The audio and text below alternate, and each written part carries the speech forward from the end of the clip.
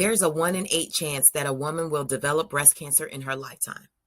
And for Black women, we're more than likely to be diagnosed before the age of 50.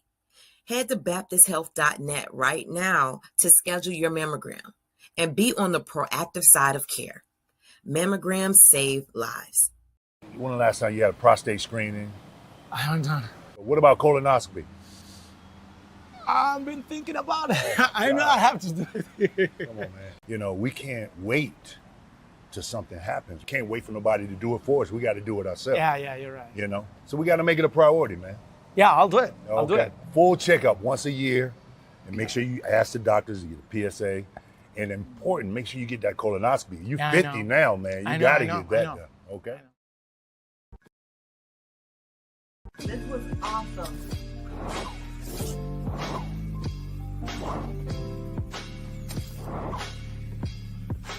Thank you for tuning in.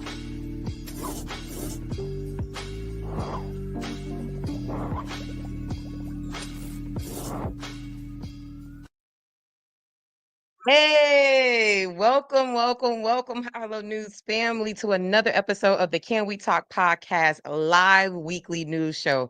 Say that a million times fast, right? Thank y'all for joining us today on a very special episode of the podcast. We have some really dope special guests in the building. Y'all don't want to miss it.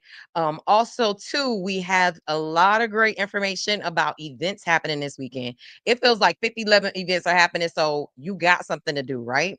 And we're going to get into all of that as well. And plus our hot topic. I don't know what happened between today and yesterday with the city commission meetings, but they was judo kicking the people out the meetings.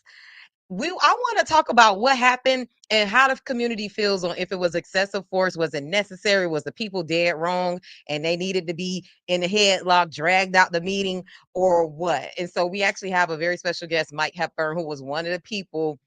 He's also a mayoral candidate, but he was one of the people who were forcefully removed from a meeting today. So we're going to be getting into all of that, and plus, of course, you in the comments, giving your information, letting us know what's up, letting us know what you think, and so, yep, judo kicked them people right out the thing. We here to talk about. Of course, I'm being dramatic. Nobody got judo kicked. Well, one girl kind of did.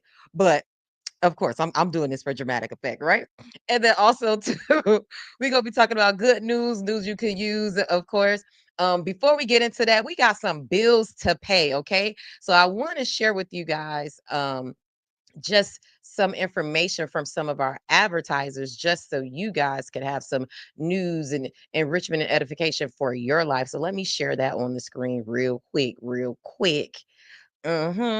So definitely want to give a huge shout out to Kids United, a family-focused back-to-school event offering free school supplies and resources and wellness services. That is all going down this weekend, June 28th. And it's going down at the Brook, Miami at 361 Northwest 67th Street, Miami, Florida 33150. The event is designed to build resilience and raise awareness around human trafficking, one of the most vulnerable populations for our children. Through interactive workshops for ages 8 to 15, a community resource fair and compassionate support, we're equipping families with tools to stay safe and informed. So this is Kid United. This is powered by the Movano Project. Shout out to Tanya, their founder of over there at the Movano Project. We're happy to be one of their media partners. Wanted to share that information before we got too deep in the show. And I'll do another live read for anybody that is joining us later. Also, too, we want to pay some more bills and also to give a shout out to one of the businesses. Actually, Keyshawn joined us a few weeks ago. Was it last week or the week before last, child? The days are melted together. But just wanted to give him a shout out. He actually is doing advertising with us. Y'all see how that work?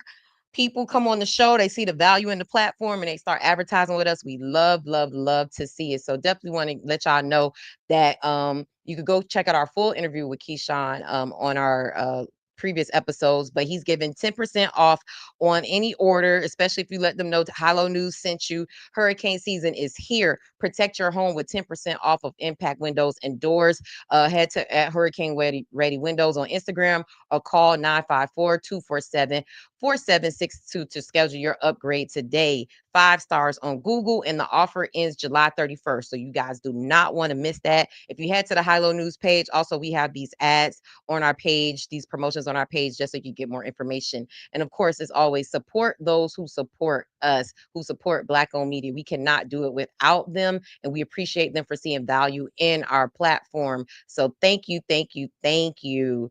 And so we're going to get into our first guest. I see everybody popping up backstage, but we're going to kick it off with our first guest from the Broward County Animal Center. They are here to let you know about an amazing event that is happening this weekend. So without further ado, I would like to welcome to the show Mr. Zachary Rinkins and Gabby Dominguez. Hey.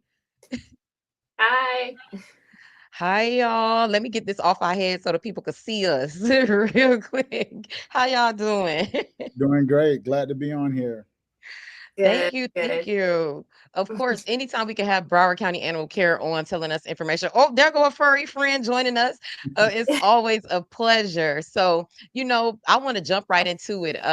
Zach, introduce yourself. And after that, Gabby, introduce yourself. Let them know what you guys do with Broward County Animal Care. Well, I'm Zachary Rinkins, Public Information Officer for Broward County Animal Care, the official pet adoption and animal welfare agency for Broward County.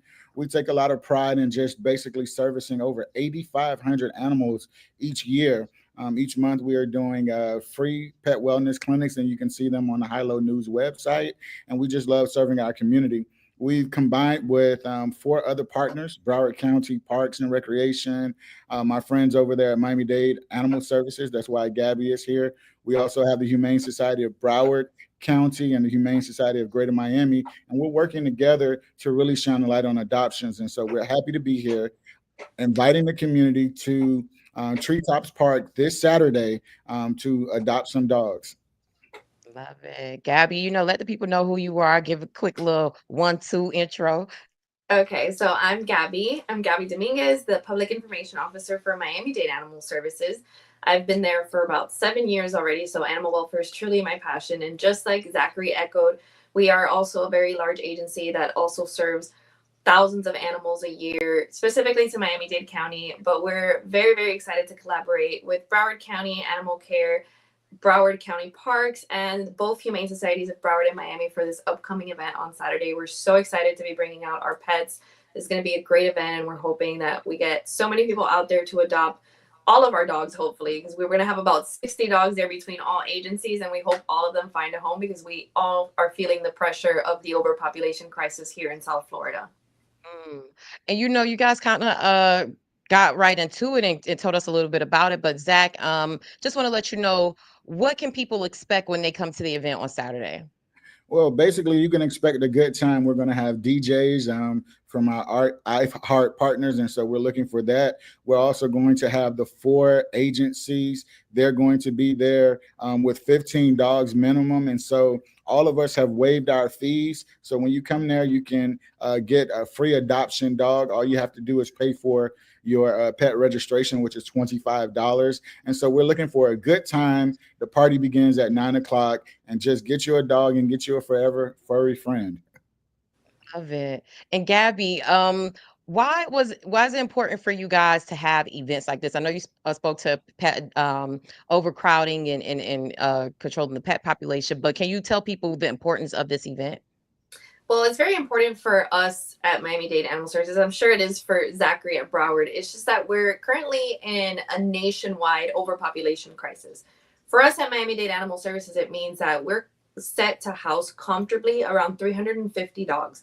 We have 560, so nearly double the amount. And we do have amazing foster partners and amazing rescue partners, and we're so lucky that we still have our old facility that was meant to be shut down and never to be used again. We still have it there, and we're using it as overflow space. But the issue is that, these pets are meant to be temporarily in the shelter. They're meant to be there for a short amount of time. That's not meant to be their forever home. They are meant to be adopted. They are meant to be loved. They are meant to be in a home. So for us, this is really, really special, especially with the collaboration, because as long as I've been there, this would be the first time that we collaborate with Broward on such a large scale event like this, especially with the other two humane societies. Like, we've worked with our own humane society in the past. They pull dogs from us whenever they can, whenever they have space available. But this is the first time that we're all like joining forces for a really large event, and that's all thanks to Petco. Love it. And Zach, anything you want to add to that? Well, basically, I love what Gabby said when she talked about the pressure. When you look at our facility, we are poised to house roughly 109 dogs. Right now, we have roughly 150. We're poised to, we are at capacity to handle 120 cats, but there are times where we get up to 180, 190 cats. And so when you get towards that level, it makes it uncomfortable for the animals. And then because there are more animals, there's less one-on-one time. And so all of these things in terms of helping both of our shelters come together and being creative, all of these things is about creating a better quality of life for our furry friends. Love it. And is there a cost to attending or adopting a pet, or can you guys share that process? If I see Claudienne is in the chat. She's a mutual friend, and she said Legacy, one of her children want a dog. So if Claudienne, I'm already using you as an example, you're gonna have to get Legacy a dog after this. So if Legacy wants a dog, what does Claudienne have to do to get her a furry pet addition to her home? Well, all four partners agreed to waive fees. And so Miami-Dade can definitely tell you about their pet registration fees. And then Broward County, you have to pay a pet registration fee. Most of the High-Low News audience knows that if you're going to have a dog or a cat in Broward County, that they have to be registered. And so their vaccines, their rabies vaccinations also have to be current. So those pet registrations, they allow us, one, to have a resource. So if your dog or cat gets lost, they don't have a voice. They get the microchip, they get a registration. That gives us a resource to reunite pets back with their families. So two, it also helps everybody keep our community safe and advance public health, because we know that rabies can be basically shared between humans and animals. And so basically the more animals that we vaccinate, the more we keep our community safe. And then third, once we reach certain thresholds with those pet tags, we're in a position to sterilize more animals. When we talk about the overcrowding and things of that nature, is basically due to the fact that many of these animals are intact. So when the summer comes, a lot of our animals are looking for opportunities to meet mates and build in a new generation of cats and dogs. And so most of the time you see a dog out, they're basically trying to socialize. We'll say that. And so pulling up on people. Pulling up. And so we want to make sure that we use those resources. So if you come, all you have to pay is $25 for the pet registration fee, because we're going to discount it because all of our animals already come with a microchip. And so when you get when you have a microchip, you get a $30 discount. Oh, nice. And so Gabby, anything tell you about their process? Yeah, they have a different process. Yeah, so for us, it's similar. We also have a registration fee. Being that this event is in Broward, for us, we wouldn't be responsible for the registration fee. We'll just direct any Broward adopters over to the Broward desk so that they can get their registration done with them, but we'll waive the adoption fee. But in Miami-Dade, if we have any visitors from Miami-Dade that visit the park that day, they would have to pay a registration fee. Our registration fee is $30. And again, that's for a sterilized pet. All the pets at this event will be sterilized. If there's anybody that's inquiring about our vaccines in general, we do have a wellness clinic at our shelter here in Doral that offers vaccines and microchipping services to the public, and that depends on whether the animal is sterilized or not. But for the animals going to the event, they'll all be spayed or neutered unless they're too young, which at that point then we may have to put a deposit hold, which is $50 because we do plan to send some cute puppies out there. If they're not old enough and they haven't been sterilized yet, then we'll give them a deposit so that they can come back, get sterilized, and then once they're sterilized, they'll get their deposit back. So it's very simple. All you need is an ID for us and just an open home to accept a cuddly furry friend. Love it. Guys, this is great information. This is a free event for the community. And thank you guys for coming on to High Low News to break it down and share all this information with our audience. Before I let you guys go, I want to, give you another chance to tag where the event is going to be, time, any important information that people need to know who want to attend the event on Saturday.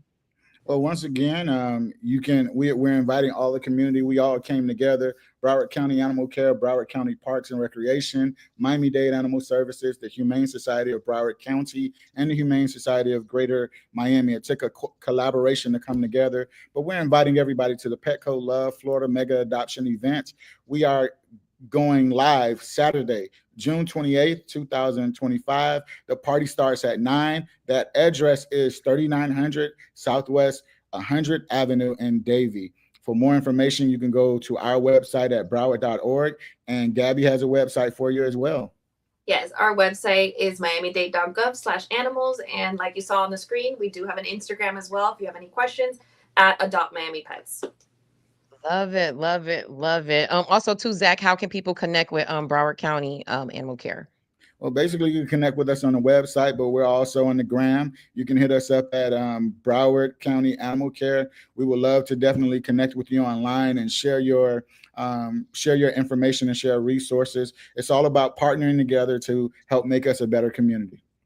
Love it, love it, love it. Thank you guys. Look, Gabby, you don't got you don't got baptized. You now a friend of the show. So make sure whatever's going on with Miami-Dade County Animal Services, connect with us. You can get my information from Zach as well, but definitely want to make sure that information like this, we are sharing it with our audience. And Zach, as always, thank you for being a supporter and being a loyal, just friend of the show. I truly appreciate it. Great stuff on High Low News, and good to see you, Gabby. Thank you. Good to see you too. Wait, also very excited. Who's that with you? This is Nova. She's my dog. I got her at the shelter 2 years ago. Okay, hey Nova, she making a little cameo. Yeah, she's super excited. So hopefully we get a lot of people come out and they can get their own Nova because she's great. So hope to see you all soon, and thank you so much for having me. Look, dogs are loyal. They're great, broke best friends. They want to show your business. They can't wait till you get home. So, good stuff. Get you a dog for sure. Thank you. Thank you so much, y'all. Y'all got the information there. We're going to have that on the High Low News website as well, just in case y'all want to get some information to head out there. But, let somebody know this is something that for the community is free.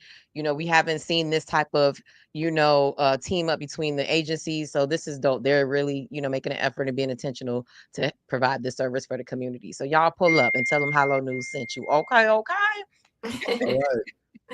Thank you. Great. We'll see y'all next time. Make sure you stay in touch for real though, Gabby, because I want to make sure we got the whole Tri-County going on. Okay. For sure. Thank you so much.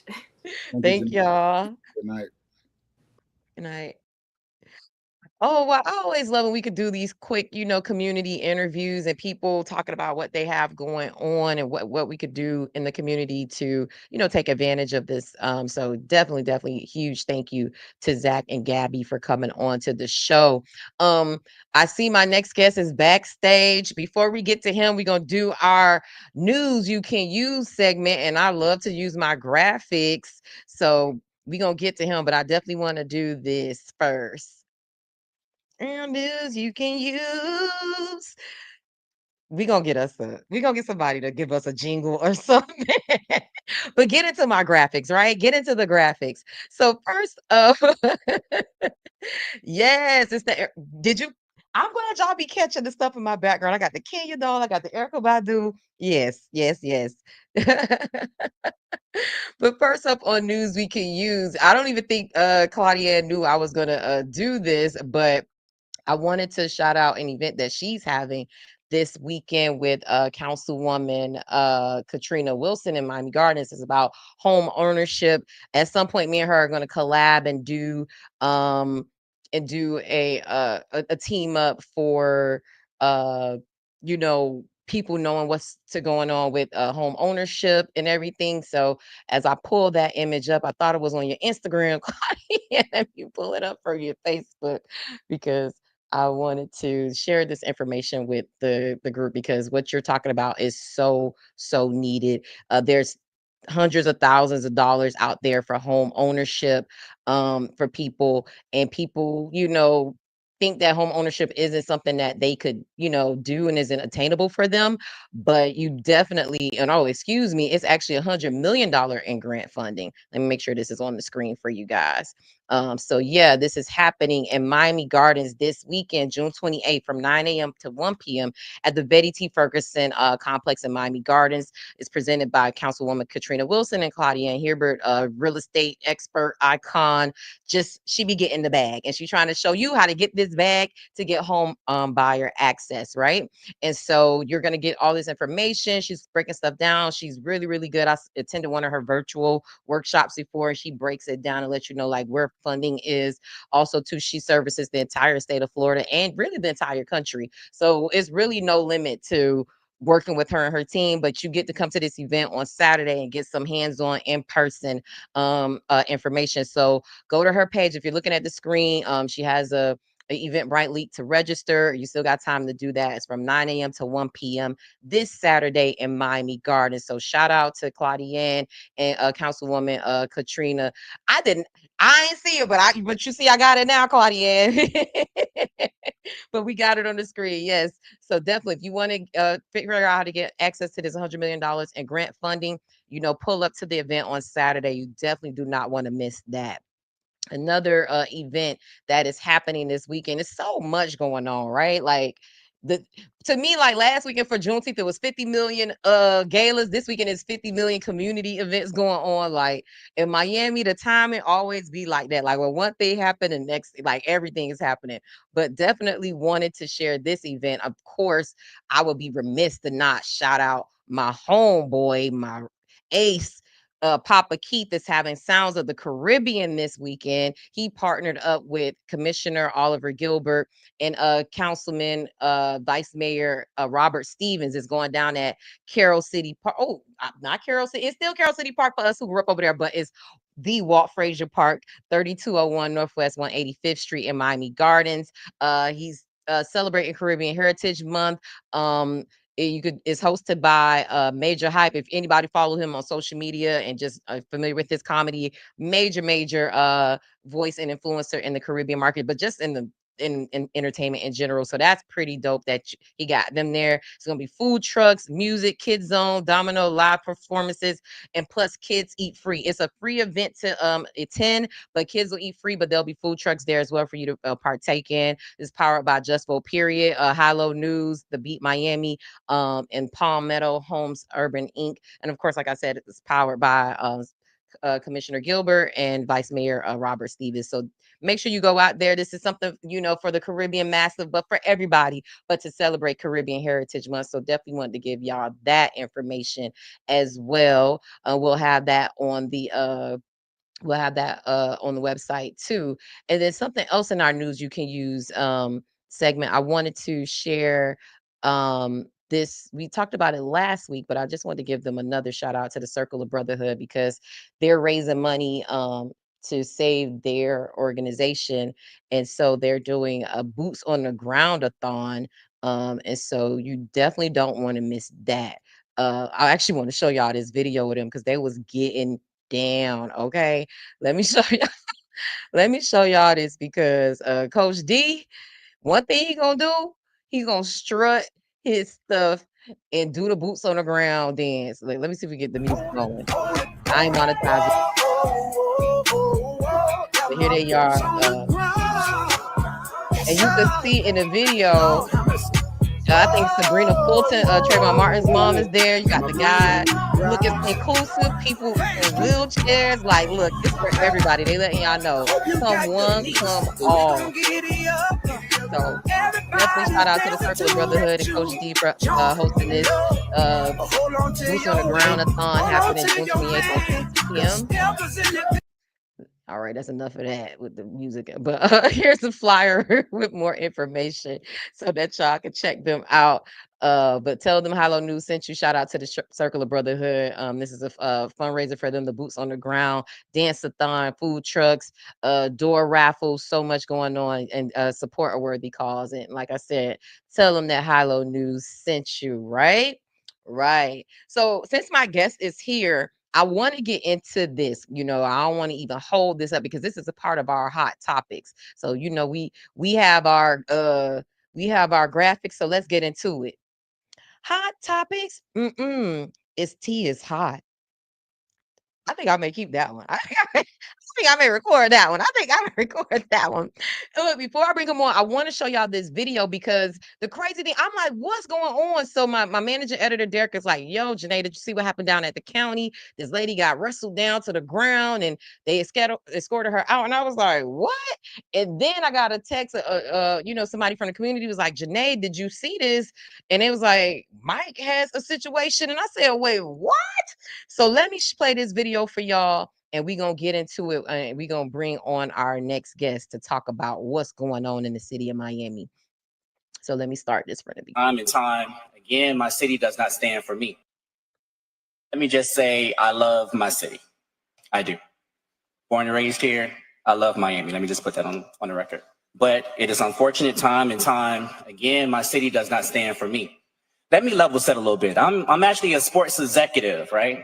But I moonlight as a political scientist. Here in the city of Miami, earlier this month, almost 40,000 residents have now been shifted to inactive status, as in we only have 177,000 people in this city registered to vote, in a city that almost has 500,000 people, okay? But we talk about voter turnout.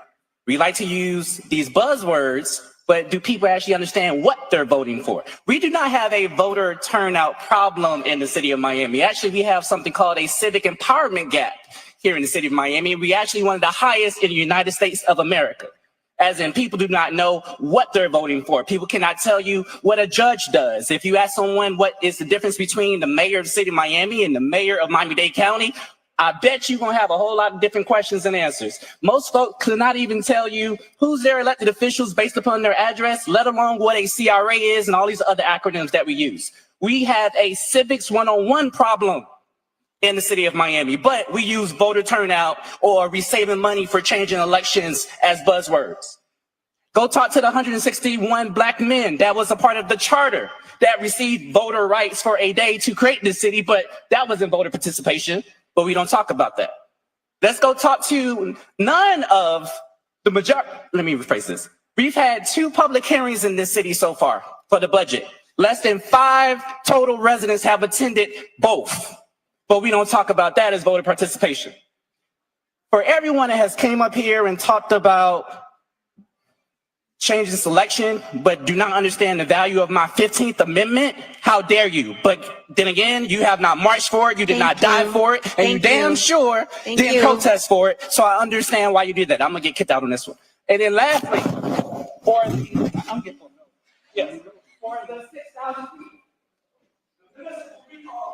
Lord Jesus. Good morning. Let me just say, I love my city.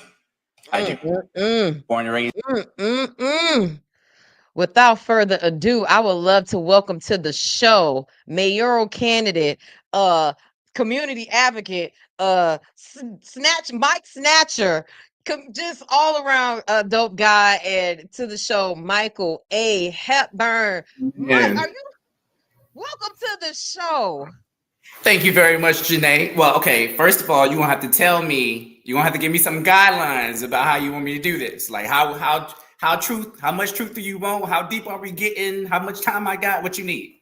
Somebody tell him, Keith, tell him in the comments how we get down over here on Can We Talk. Put some keeps in the comments, put some fire in the comments, put some tea in the comments, and let him know. Right. We want the truth. We want it real, raw, and uncut firsthand from you. You were there. First of all, before we even get into it, is your back okay? Because the way, buddy.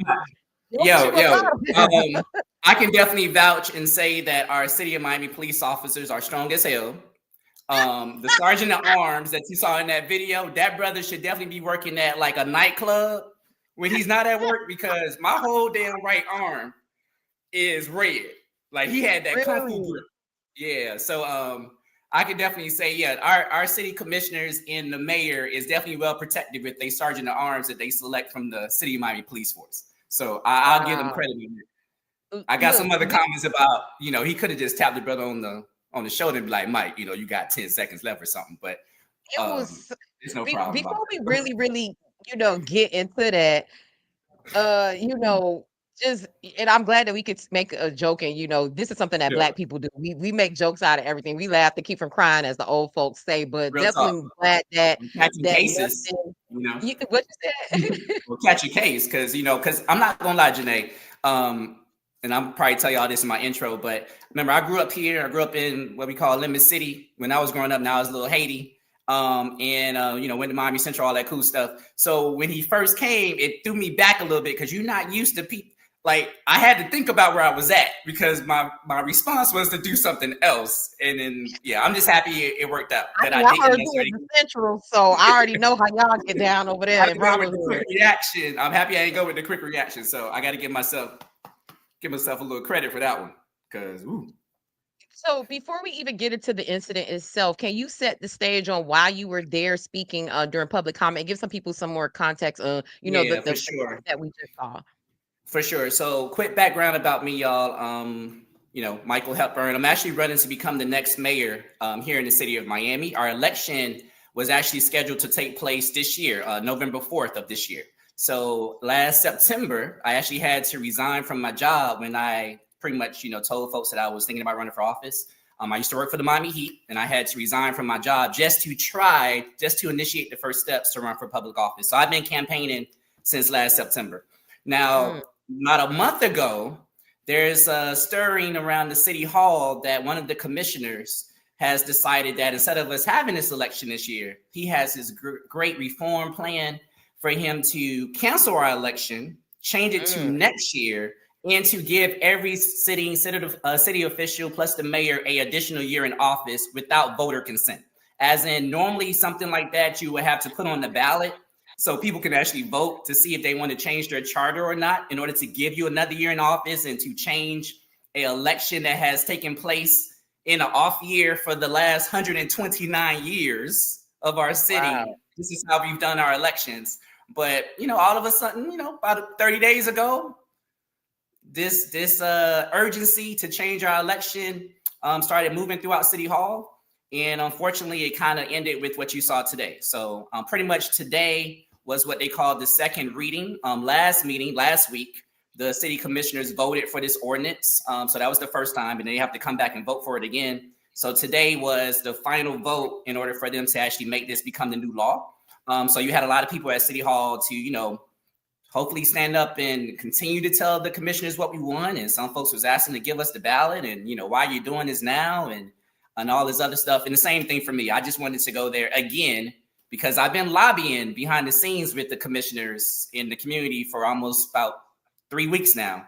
So all the commissioners know. They know like where we stand on issues and that they have other ways to do this. And they know it's unconstitutional even based upon the Florida Attorney General office and the governor of the state of Florida even reached out to the city and told them like this was, don't know what the hell you're doing type of thing. So we was there this morning to pretty much see what the vote would be, the final vote. And then also in my case, I was there just to do my public comment, which I rarely do in person because the sad part is most of our city commissioners do not listen to us, the people. So I rarely waste my time going to public comment. I normally kind of just write a letter, do my politicking behind the scenes. But today I thought it was important for me to stand firm on something that I've been busting my ass to do since last September. And I just got to the point where I felt it wasn't fair for me to have this go down today and I don't say anything about it publicly. So that's why I was at the City Hall meeting. So did the vote take place today? And if so, what did they decide? It did. So the morning part, the video that you saw was so pretty much that was the morning session of our city commission meeting.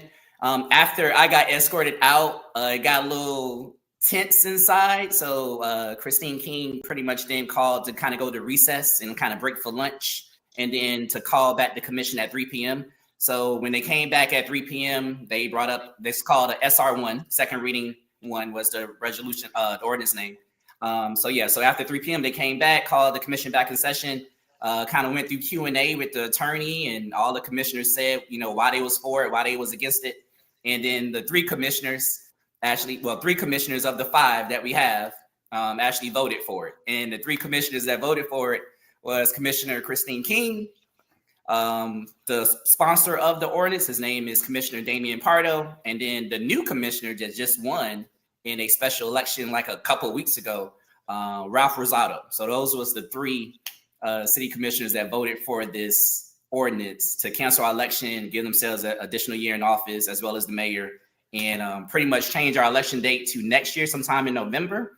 And then we will have a runoff sometime in December, y'all. They say it's for voter turnout, but you want us coming to elections a couple of days or a couple of weeks before Christmas. I want to see how many people vote a couple of weeks before Christmas, but we'll see. We'll see. I'll stay optimistic.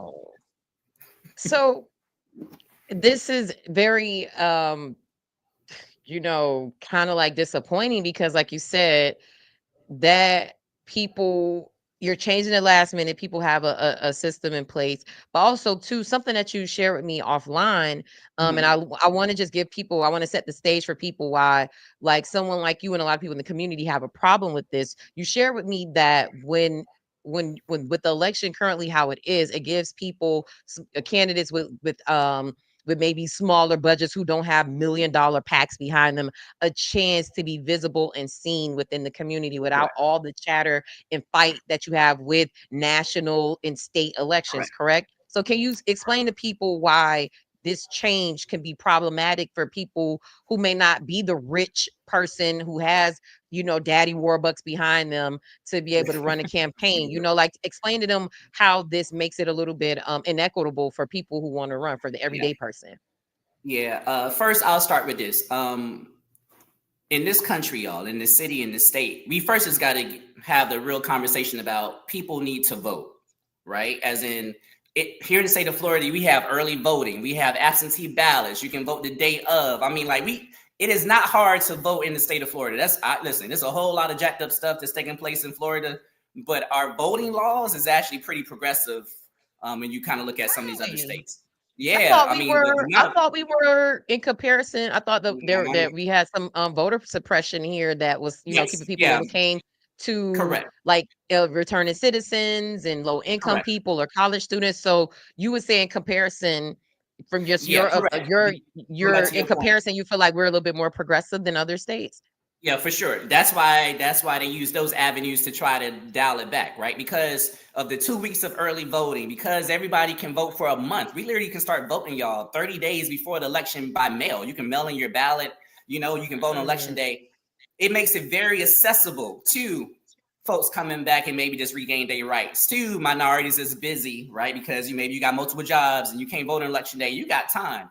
So in order for us in the state of Florida to kind of combat that, the folks that ain't trying to have you vote, they're going after, voter fraud, or, oh, did you actually pay all your restitution first before you voted? Like, they try to use those avenues to come after us, but just the foundational piece of the access that we do have because of the time frames, it's actually pretty good compared to some of these other states.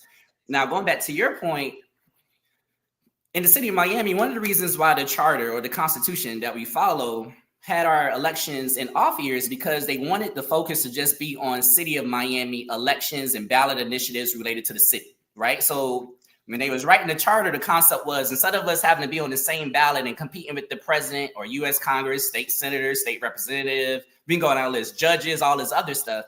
If our voters actually want to be in tune with what's taking place here in the city, we can have our own election so they can just come out and focus on what's taking place in the city. Understand who's running who's running for office in the city, who's running for city commissioner, what property taxes changes we're trying to do in the city. So that's why the off-year election piece has kind of worked in the sense this long on paper. Now, yes, the amount of people that vote in a off year compared to a presidential year or when the governor's on the ballot is night and day, y'all, right? I mean, in the city of Miami, you can become the mayor of a $3.7 billion budget and have less than 30,000 people in the whole city vote for you, even though there is 500,000 people in that city. right? Wow. Compared to when the president is on the ballot or the governor, it's probably about 170,000 folks in our city that could vote. And out of those 170,000, you're looking at maybe like 120,000 to maybe on a low number, 70,000 people that actually vote, right? So totally the voter turnout is totally different when the president and the governor is on the ballot compared to, smaller. But what they don't talk about is this. When you're running in an off-year election and you're a working class candidate, or you're somebody that's grassroots and not taking money from lobbyists or developers, or you're not in no political action committee tied to the political dynasty families of our city, you actually have a shot to go out there and knock on doors and call people and send text messaging and whatever you need to do to connect with your voters, because it's not that many to talk to. And they only focused on you. You're the only person talking to them about elections. When you take that out of the system and then put that same candidate competing against Kamala and everybody else is on the ballot that's having commercials, full field teams, social media out the galore. I mean, like, you name it, even the media, like Channel 10 talking about them, national news talking about them. There's no one really talking about that small municipal race during that year because it's not, it ain't high profile. It's not like the other races. So you are literally maybe on page 4 of the ballot and no one's literally talking about you from the time that election starts prior to end. It makes it totally different for a candidate that's not connected to the political establishment to compete in an election like that compared to, a municipal election in an off year where you literally can focus in on yourself and the people that you're running to hopefully represent. And you can do it without the backing of the, kiss the ring people, in a sense. I'll say it like that. I totally understand what you're saying, and I've been like on the fence of like off election campaigns because a fellow like a colleague of ours, and I'll just say it, like Papa Keith, he ran for office in Miramar in March, and I always thought, I was like, dang, if he ran in November, the turnout would have been differently. So sometimes I see it as like when it's an off years, it feels like voter suppression to me. But to your point, I didn't even see it like that of like, hey, it actually allows somebody who doesn't have the biggest budget to be able to be a part of a campaign and actually reach people. So, it's pros and cons to sure. all of this. Yeah. So to me, I'm kind of like, at this point, what can the people do, Mike? Like if they don't like this, they don't like that this is being changed. Is there anything that can be done? Is this is law and it doesn't matter, how anybody feels? Like what's next? Yeah. It's kind of tough. We've been in ideation mode, right? You're trying to read the law. I was pre-law when I was an undergrad, so I'm looking at it a different way than attorneys that I talk to and other people like that. So we got a couple avenues. But I'll say this first, Janae. I'm with you, to be honest with you. So I want to put on the record that actually I don't mind having our elections in, with this, the same day with the president, all that cool stuff. More people to vote. My messaging of what I'm doing, like for a candidate like me, for the things that I'm running for, the policies that I'm pushing for, my life story, it allows me, kind of like what Papa Keith was talking about. I can talk to way more people, probably get viral or something faster because of who I am. It may be harder for other candidates, but I think I can stand out in that. That's not the issue. Now, changing our election because the commissioner says, I'm just going to decide today that I'm going to change the election without having people vote to change the election. But you talk about this is a democracy. That was my issue. So I just wanted to put on the record. I wasn't there telling them, hey, it's a bad thing to change our election to next year. Actually, as mayor, that was one of the first initiatives I was going to present to the people, but it's called a ballot referendum. I was going to put the question on the ballot and say, hey, y'all, I actually think we should have our elections, in 2028, 2030, 2034. But I need you to vote yes for this, right? So that's the only difference I have with that. But because our commissioners voted today for this unconstitutional ordinance, in my opinion, I only got 2 avenues of remedy right now. One, in the city of Miami, after the ordinance is passed, the mayor has 10 days in order to veto the bill, in a sense, right? So the mayor of the city actually can say, hey, you know what? I hear the sounds and the voices of the people. I'm going to veto this because I'm not trying to have this happen in my city. Now, this is the funny part.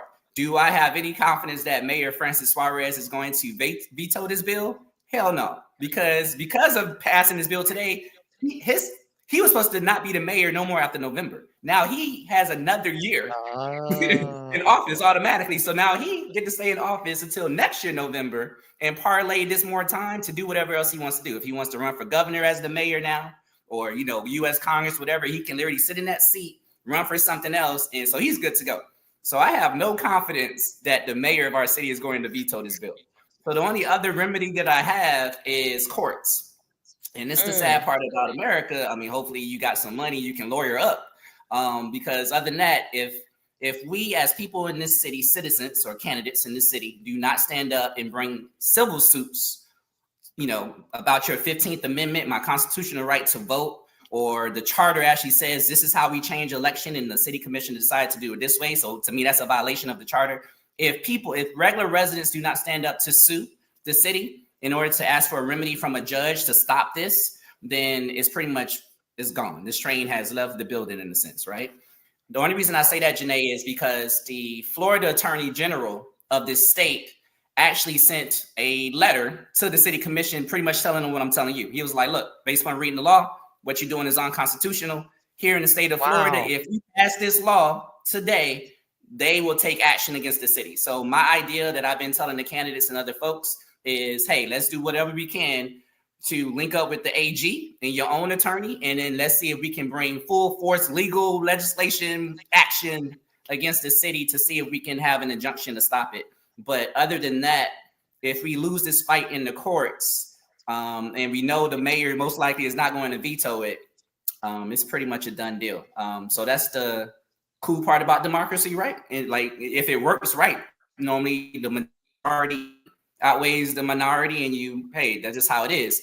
In this case, my only argument is I have no issues if the people of my city actually came out and said, Mike, I love you, bro, but you need to wait. We want to move this election next year, so I'm voting for it. Hey, the majority said, let's move it. But for 3 commissioners to sit up there and make a decision for 500,000 people and get no voter consent, get no consent from anybody to say they actually officially wants to do this, then to me, I'm like, yeah, I got a problem with that. You violating my, my constitutional rights. And if we really talk about a democracy, y'all, I don't know how much I know about politics, but I just don't know how that works in democracy. Like, so 2 years from now, can the commissioners come back and say, hey, let's change it to 2030. I don't want to run for re-election this year. Or, let's change it back. That part, they've set precedents that they could just change it. It's like, at this point, or let's say the president, hey, see what City of Miami doing? So how come the City of Miami can change it, but you tell me as the president of the United States, I can't stay in here more time? Like, I just don't understand this concept of people thinking they kings and can just be like, treating us like we in some damn dictatorship. It's like, that's not what this city is. That's not what the fabric of this nation is, unfortunately. If I know people miss the memo, and that's not how we operate here in the state of Florida. Now, the sad part, Janae, the truth is, as you know, I'm a Black man in this city, in this state. And the funny part, and I'm not trying to be racial, but I am just going to make the statement because it is kind of funny that it happened this year.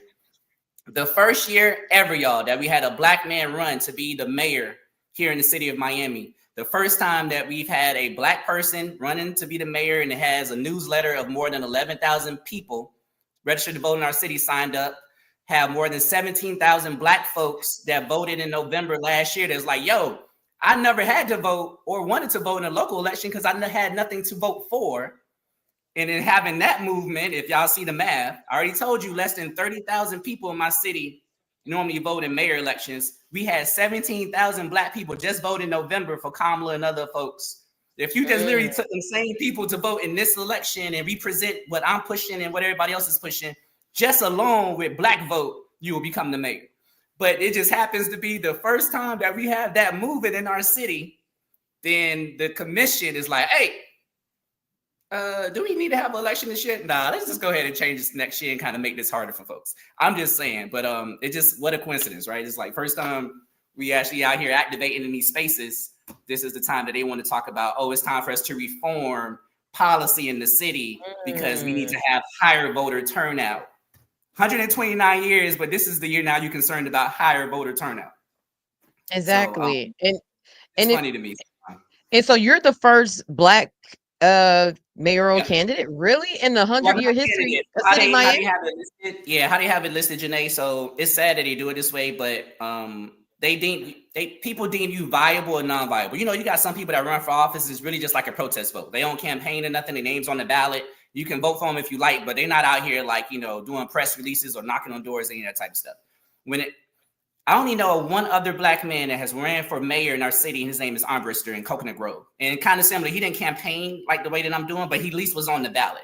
But as far as like, you know, getting endorsements, like I've been endorsed by multiple mayors across the US, you know, got Congress people endorsing my campaign, got multiple political action committees endorsing us. Get my point? Like a legit campaign pushing forth in all sectors of District 5. I'm building a multiracial coalition. I'm talking about we got black people, I got Cubans, I got Caucasians, I got my Puerto Ricans, you from Venezuela. Like it's like it is different. It is a different vibe. And this just happens to be the first time that we kind of organized that piece, and then all of a sudden my election gets canceled. So I'm not gonna lie, I'm definitely taking this a certain type of way. As you should, and all the work that you've done so far to gear up for November. So, God forbid, you know, something happens with the AG and is not an injunction and stop to this. Correct. So that means you just have to do that. Does that mean you have to stop your campaigning until next year? Like what happens next if this stands? Yeah, that's a good strategic question. As you know, the attention span of folks is very slim. So having a campaign from now until next year, November, as y'all know, that's probably not efficiently speaking, is probably not an efficient way to spend your time, just because folks you're not thinking about voting this year for something that's taking place next year. But then also a lot of folks don't really understand the personal sacrifice. Like I have no issues with policy. Definitely if I'm on the losing end of it, hey, I mean, I'm a big boy, no problem. But what people don't understand in this city and just across this nation, for activists, for advocates, for allies, for people that don't get paid to do this, like as in work in politics and have careers and stuff, most of us live in what we call at-will employment states. As in your employer do not want you running for office. Your employer do not want you on PTA boards. Your employer is not having you be like, hey, Michael, go join a advisory board. Your employer ain't trying to have you civically involved outside of work because it messes with their money. Right, you ain't trying to upset no commissioners, no state senators. Like your employers, without a labor union protecting your butt, you will lose your job.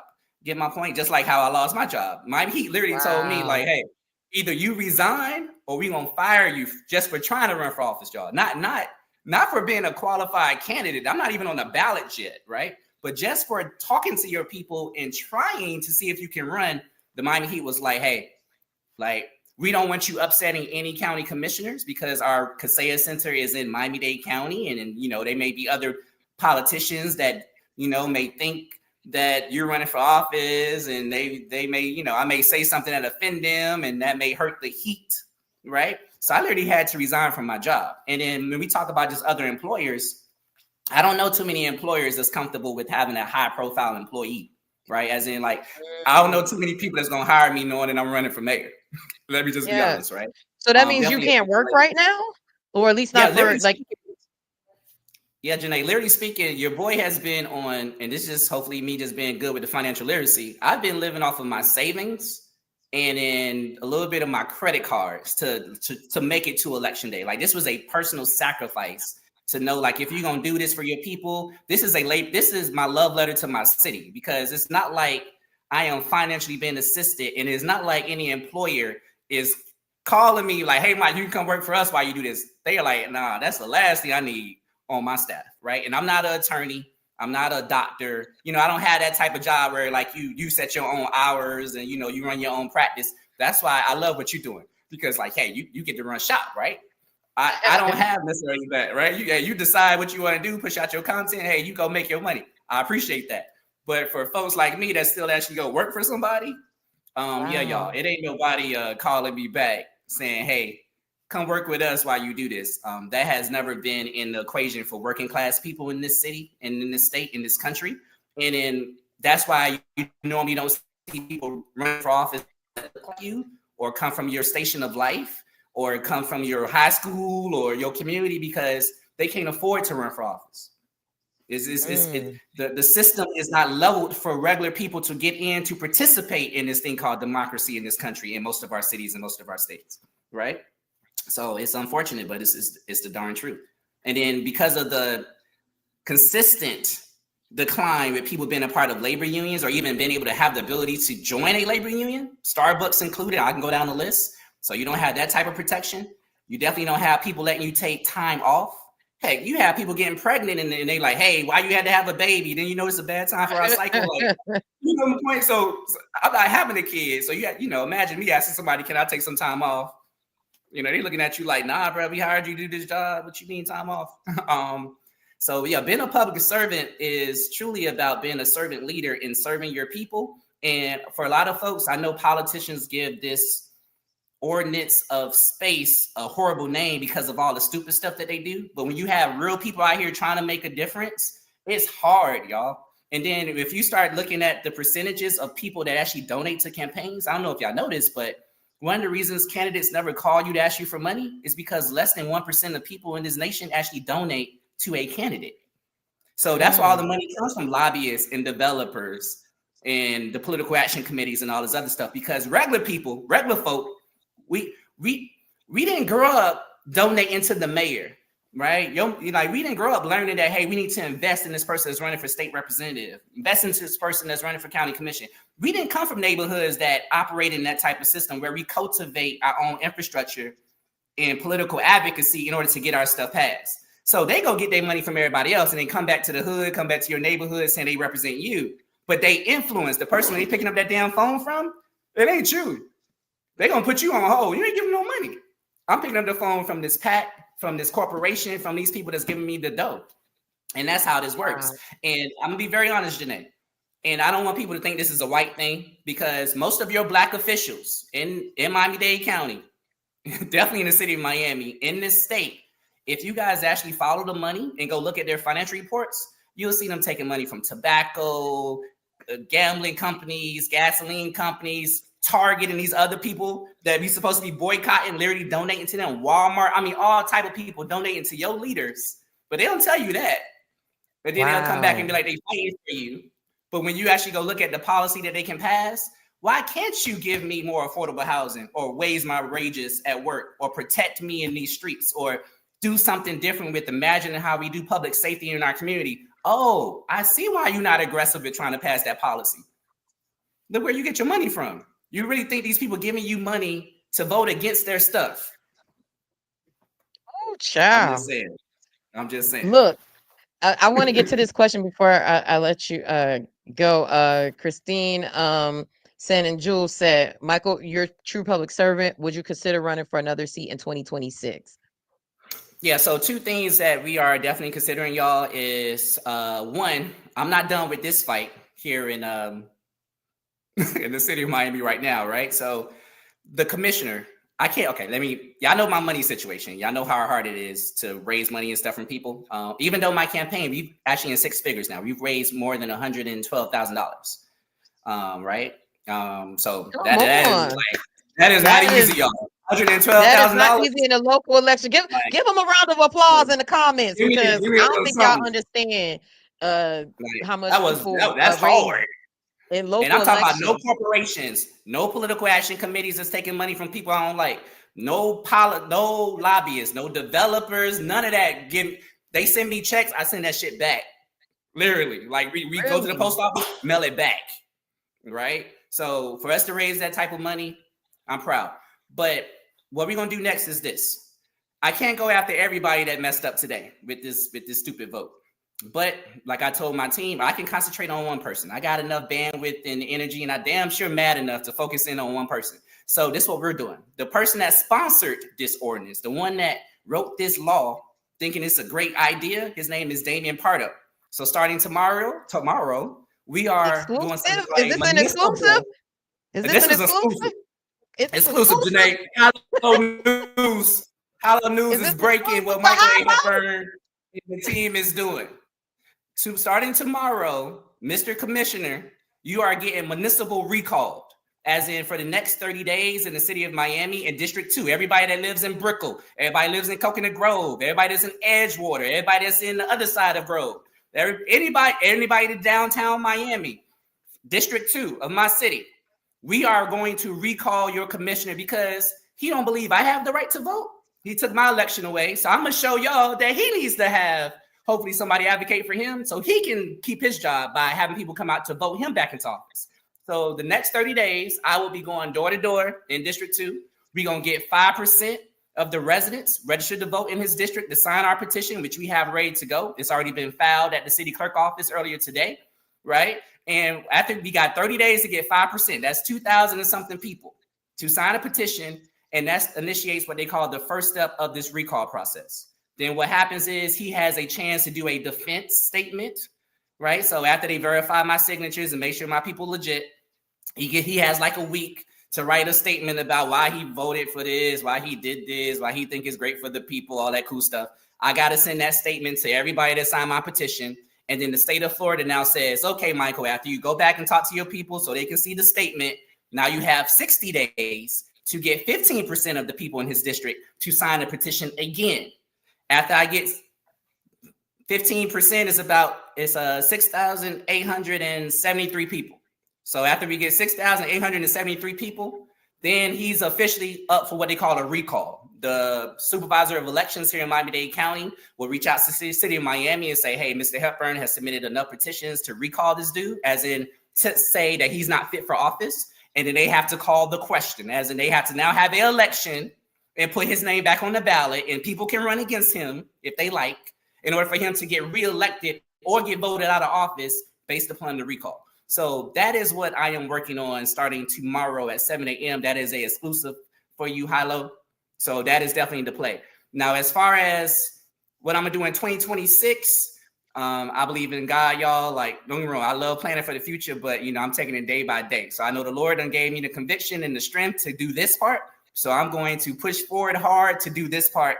And then after I get this dude recall, then I'll probably focus back in and be like, Lord, are we up for trying to do this mayor thing? Or are you telling me to retire from the game and go back to work, or, go take care of your mama? Like, what you want me to do after I try to recall this man for violating my constitutional rights that our people, like I told him today at the commission meeting, I understand why most of them came up there and there was like, this is a whatever, like this cancel election is not a big deal. What you complaining about? Because most of y'all never marched for the right to vote. You never damn sure didn't protest for it. And you still here. So that means you ain't died for the right to vote either. But my elders, my ancestors, the MLKs, the Malcolm X's, all the other folks that's been talking about this precious right that we have to be full citizens in this country, did a whole lot of stuff that gave everybody in this city the right to vote, including all these Cubans that got here, right? That can vote now. Like, you wasn't part of civil rights, my brother and sister,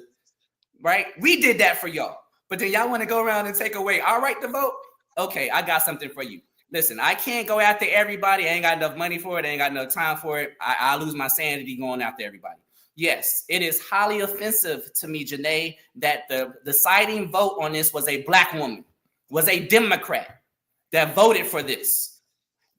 Hurt my heart. I looked at Miss King before I left and I was just like, damn, you literally just stabbed me in my heart, woman. You just literally just stabbed me in my heart for you to be the vote. I had Republicans, y'all.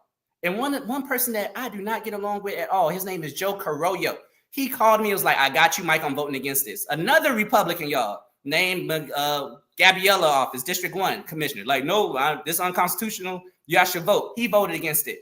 My District 5 commissioner over Liberty City, over town. Y'all get my point. Like, the places that's rich in history of Black people decided that it's okay to cancel a election. She was up for election this year, so I understand the benefits. Yeah, she ain't got to run for re-election this year. She get another year in office to chill. Yeah, I see the personal benefit. But for you to think it's okay to cancel an election when your ancestors fought and died for this, I want to know what her reasoning was behind it. I want to know what she is going to say. If you ever do talk to her, I want you to break that down for me, because they non-responsive. That's another cool part about elected officials. When you don't get nothing from them, they don't need to respond to you, right? So her office never really responds to me Pardo office, we Really? reached out to him 4 times to try to do an olive branch to be like, hey, I got solutions for you. We can do an amendment. I will help you get this passed on the ballot. They didn't care. They never reached out because they feel like I don't need to. I know who votes for me. I know who don't. I do quid pro quo. I know who to give the turkeys to. I know who to give the Mother Day bag to. I know who to give the $50 gift card to, because you know that's how they muster up votes. Let's just be honest. Your politicians literally be using your tax dollars to buy you gifts, give it to you, and then y'all be like, oh, thank you. She's so great. Oh, he's so awesome. With your money. It's your money.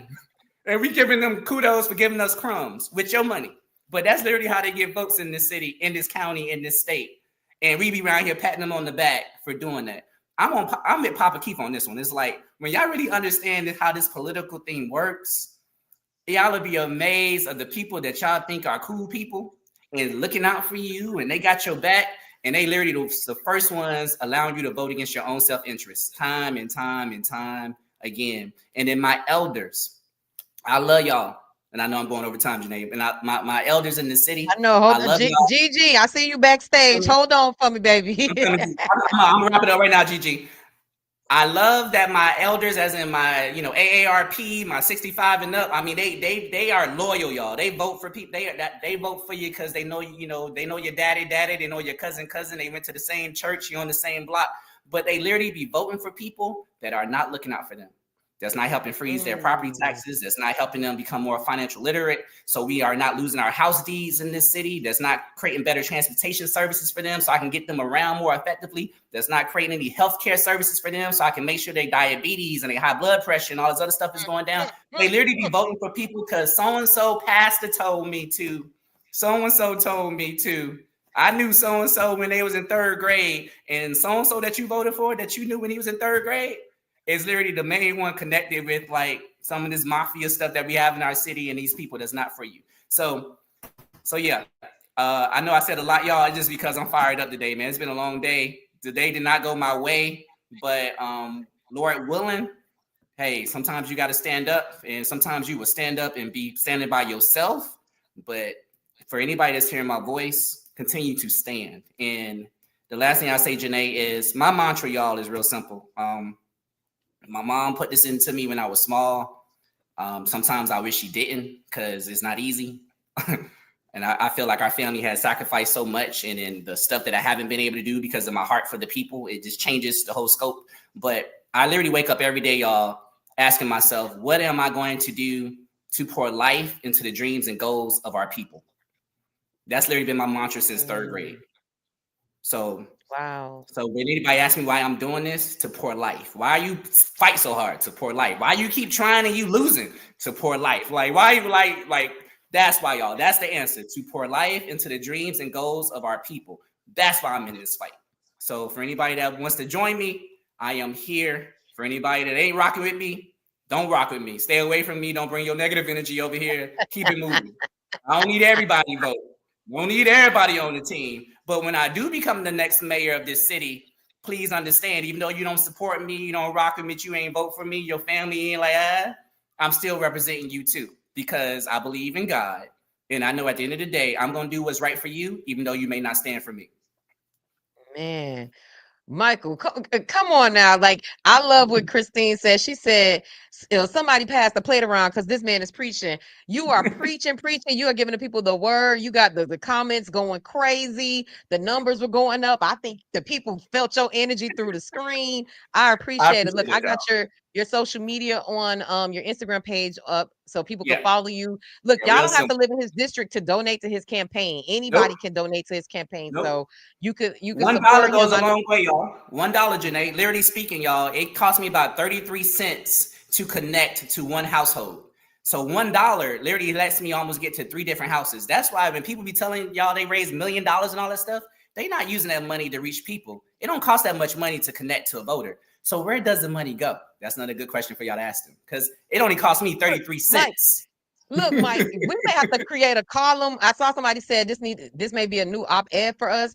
I think I may need to have you on a couple of more times, maybe once a month or once a quarter or something, because you breaking the stuff down for the people, and you are like giving us all of the stuff. So don't give it all away. Don't give it all away like Martin told some of the stuff we need y'all to subscribe first. You know what I'm saying? You need to be, you need to be on the channel. You got to be.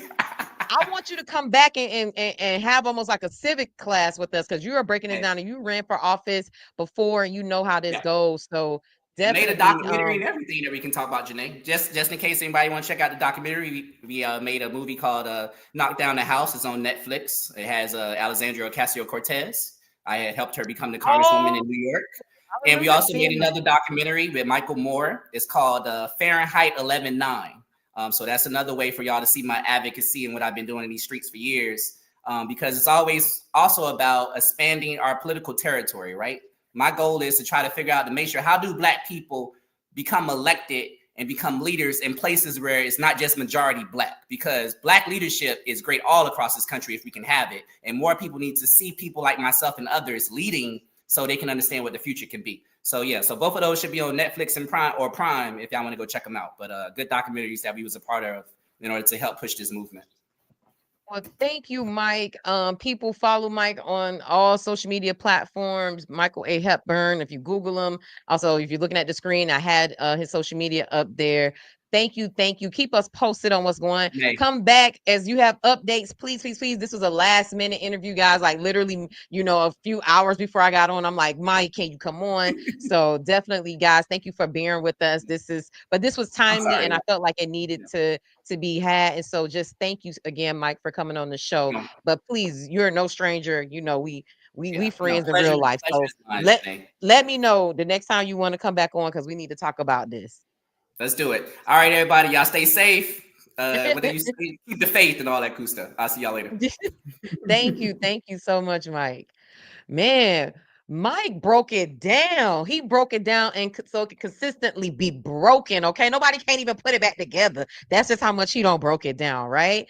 And so just thank you again for coming on last minute, coming on the show. Also, too, want to give a huge thank you to the Broward County Animal Care System and Miami-Dade Animal Services for coming on. But also want to give a huge thank you to Gigi from Gigi Thrive Guide, your niece, for your patience. And before I bring her on, I want to show just a quick video to let y'all have a little bit of understanding of what Gigi's going to be coming on and talking about, because it is definitely something that you guys want to attend this weekend. So check out this flyer. It's Gigi's is having a content fusion, turn your content into cash. Gigi, matter of fact, let me show y'all, because numbers 30K on Instagram, okay, doing millions of impressions. Like Gigi's that girl, and she's having this amazing event coming up this Saturday. We're going to be there covering it. Hilo News is happy to be a media partner. So without further ado, I would love to welcome to the show Miss Gigi. What's up? Yay. Okay, you made me feel like I was really like walking down the aisle for real. Look, Gigi, thank you so much for coming on the show. Thank you for your patience. Look, Gigi was supposed to come on at 7:30. So Mike, he needed a little extra time, but I appreciate you for having patience and sticking with us. No, Mike was preaching, okay? About to follow him right now. Okay, he was preaching. Miami needs putting it out there, but Gigi and Mike, y'all should do some content collab, because I think there may be something going on. I think there may be a little collaboration that could happen there. But yes, Gigi no, I actually agree. she worked with us with some content. I don't know if you guys saw earlier this year, did some amazing content with us doing event coverage. So she's just really, really dope when it comes down to that social media influencer game. So again, thank you for coming on the show, Gigi. Of course, and thank you for having me and thinking of me to be here, because I was a little nervous. I'm not gonna lie, but we good. We good now. No, definitely. I'm glad. And I don't know why you nervous. You talk to more than 30,000 people. So you're that girl. Look, Gigi, let's just jump right into it. Tell us, what is content fusion? Yes, so that is an amazing question. So, content fusion, as you guys see on the flyer, me and a business owner, Kev, who actually runs the space, it's a new space called Worldwide Studio. And it's actually for not just content creators and people who want to become influencers, but business owners who are also looking to grow their brands online. As you know, Janae, marketing is everything. And we learned that a lot during COVID. Like, nobody was really going anywhere. The only way people could really boost up their businesses and brands was through social media and through marketing. And a lot of businesses thrived just from that, right? While we were locked up in our homes. So that event itself is going to encompass like the world of what content means. So we're going to have a podcast station. There's going to be a dessert content creating station. High Low News in the house. Thank you guys so much. So media, right, is going to be there to not just network, but to learn what it takes to create content in the media space for a lot of individuals who are looking to do that. And of course, there's going to be brunch, food, right, and even giveaways and amazing speakers of business owners, YouTubers, people who are really hitting the nail and making huge profits in this space because a lot of people would not expect how successful you can become, especially with having the passion and drive for it. And that's one major thing I preach all the time. So yes, come out. I love it. And Gigi, a lot of people know you on social media for doing reviews and going to events and restaurants and travel, being that it girl. And I was really, really happy to see that you were stepping out and doing an event. And so is this your first event that you're hosting yourself, like your own branded event? And what made you say, hey, I want to pivot not just from the content, but let me start hosting, my own events? Like, can you talk us through like, the idea behind all of this and you doing your own event? Yeah, no, that's a great question because honestly, last year, I remember I had the idea and I did doubt myself because it's kind of like, okay, I have followers, but the what ifs, right? We always question ourselves, what if people don't show up? I don't want to charge. I don't want, like I don't know what to do. At first, originally last year, I was looking to do like some sort of karaoke, paint and sip sort of event. But then I also thought like, wait, I feel like I have this gift of content Mm, creation, of editing that people constantly are asking me questions about. And so this year, this opportunity came about with the partners themselves. And so they pitched it. It was nerve-wracking, but I was like, you know what? Because I'm going to have that help as well, it's even more of a boost to be able to do it. And I feel like the fact that I'm able to work with partners, it's kind of boosted me as well to be able to put myself out there. And now that it's going to be a collaborative event, which I love, I'm understanding that in business and content creation, it has to be collaborative for sure to be able to put out as much information as possible. I want people to come to the event content fusion and walk away feeling like, wow, like I learned so much. I need to come back. I need to come back.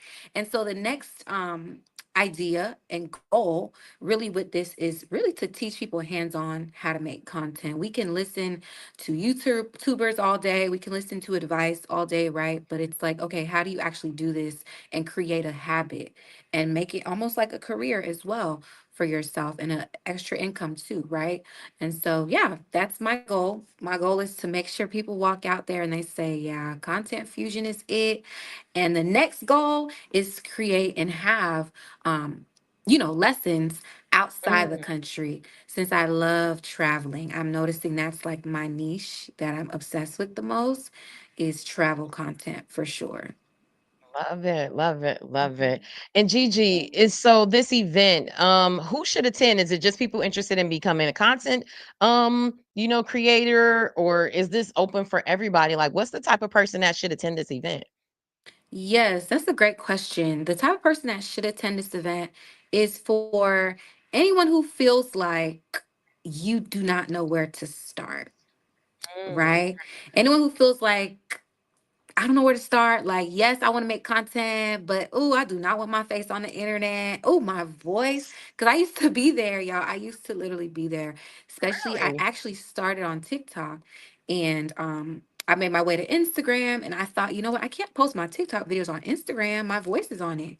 No, the moment I started posting everything, that's when I really took off. So, for those of you all who feel like you may be doubting yourself in that aspect of not wanting to put yourself out there, that's what really will set you apart. Most people you see, they're growing because they're actually being themselves and they're entertaining along with it. So, those individuals who are like that for sure, absolutely business owners who feel like sales may be low, right? Or feel like, you know, they don't maybe have the marketing budget, but they can possibly start in-house doing it themselves.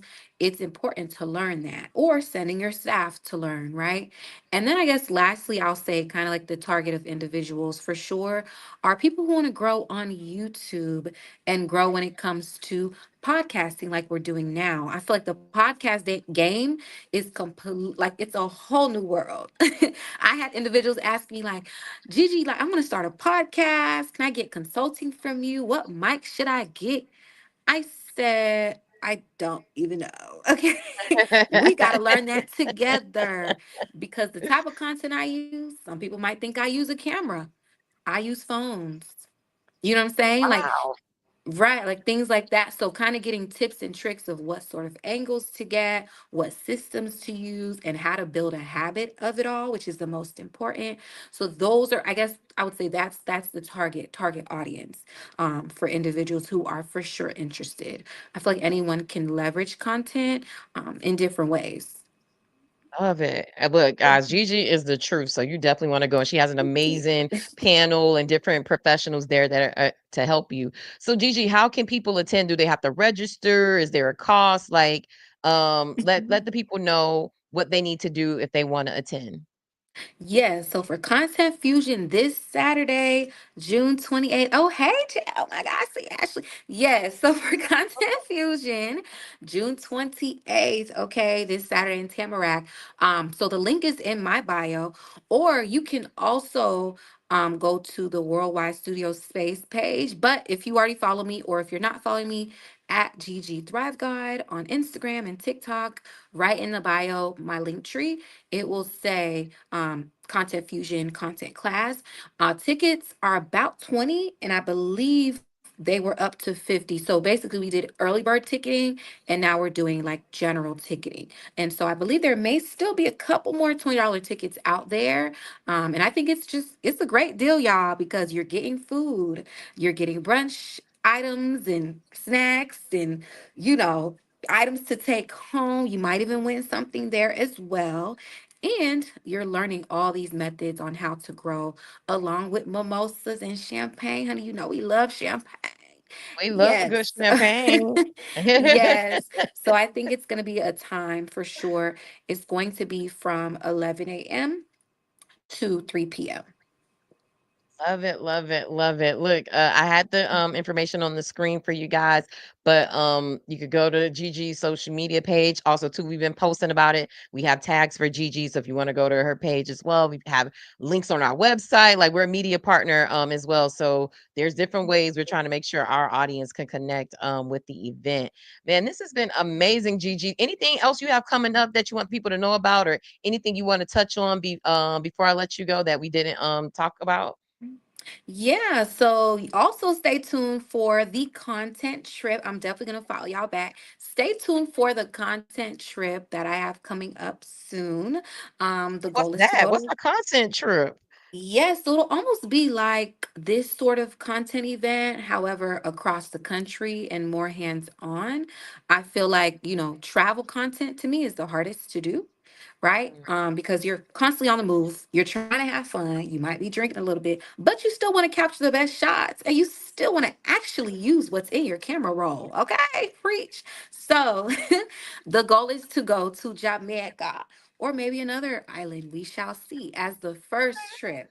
So that's in the planning, in the works for sure within the next year. So stay tuned for that. And also, too, this weekend, there's also going to be an event called like the Pembroke Pines Caribbean Fest.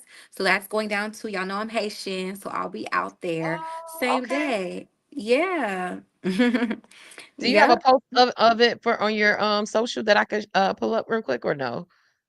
about So the yeah, there actually should be a video. It's like a dance video though. I don't know if you've seen that one. It's like a wait, it's hold on. like a I'm gonna share the dance. screen just so you can show me which one it is. Where is that? Okay. Let me see. The soca room? It Or should. it's time to get ready?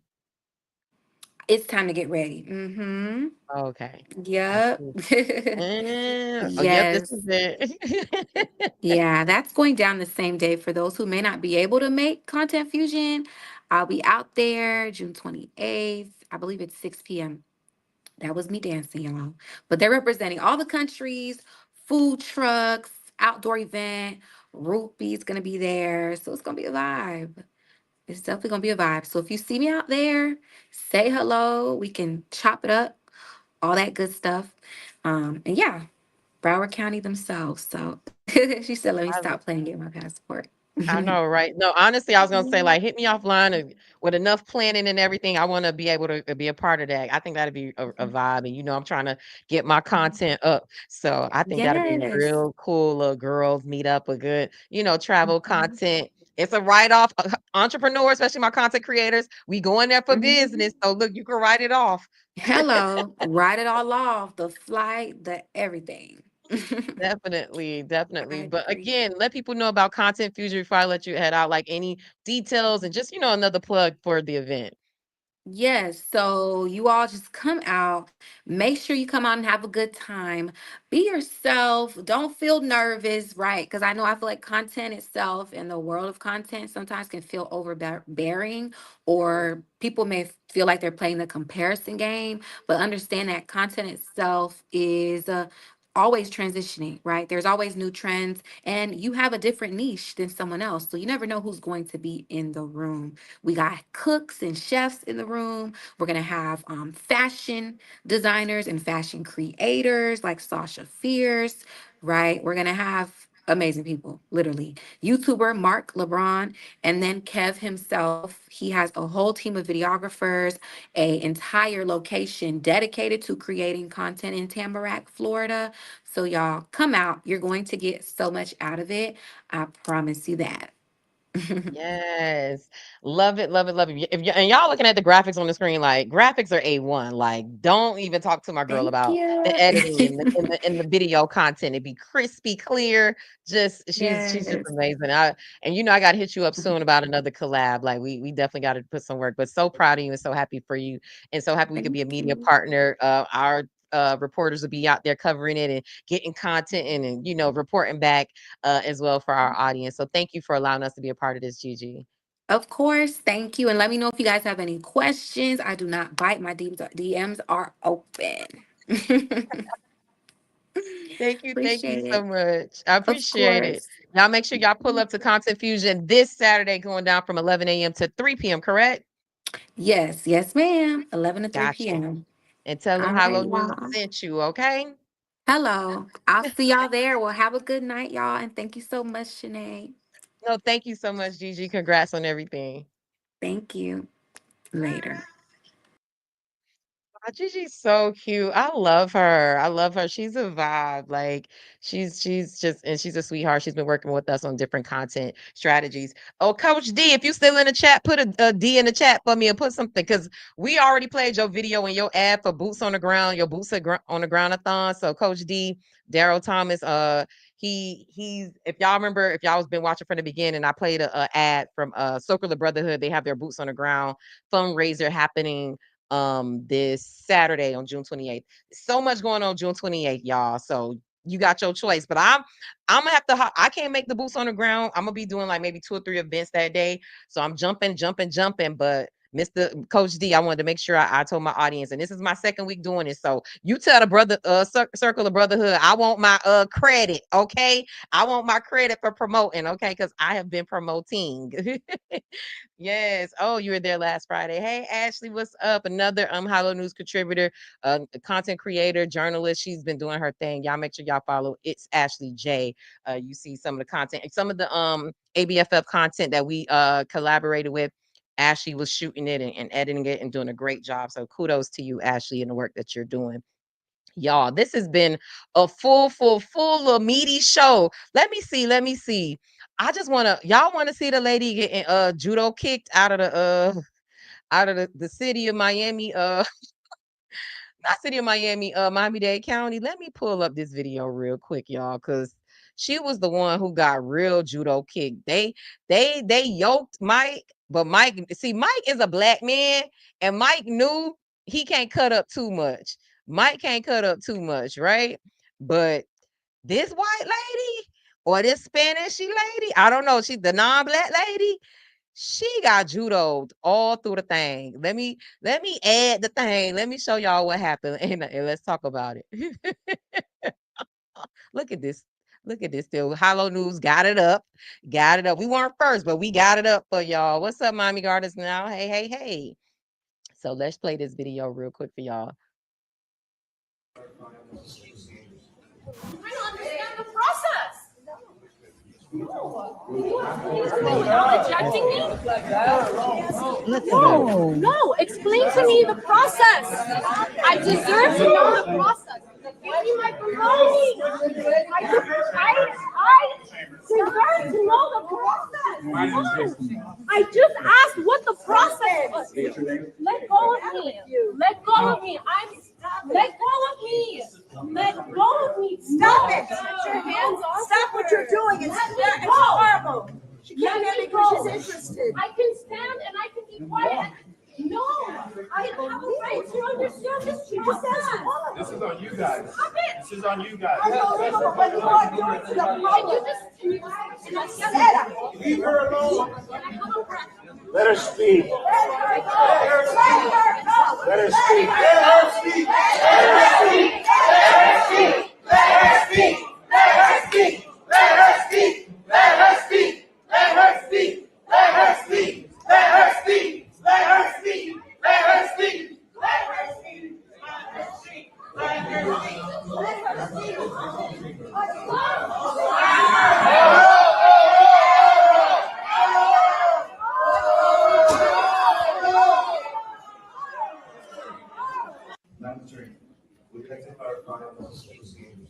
I don't understand the process.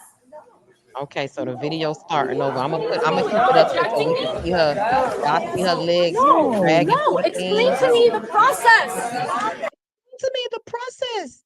So, child, the police lady that grabbed her hair and walked her out. Definitely, I caught that part. I caught that video angle because the Miami Herald has a video up too, and they grabbed that lady hair all down to the thing. It just, to me, and we finna get into it. I'm gonna leave this up on the screen so anybody who just watching, they would have pulled out the taser on me if I did that. Sorry, Mike. I shouldn't be laughing, but it's real. You would have definitely. I said, here's the thing. I watched both of those videos today. I don't know. My hat keep getting messed up. I saw that. And I said, and I seen the other lady. I seen your video second, Mike. I said, oh, Mike knew. Let me keep this cute because it would have definitely been a bomb over Baghdad, all on you at the thing. The way they would have shot you, they would have shot Mike right inside the commission chambers. He wouldn't even have been able to get up out of there. He would have just been banged up. Why nobody help the lady? Let her speak. Ain't going to wait. See, look at black people. Why are you making jokes out of the thing?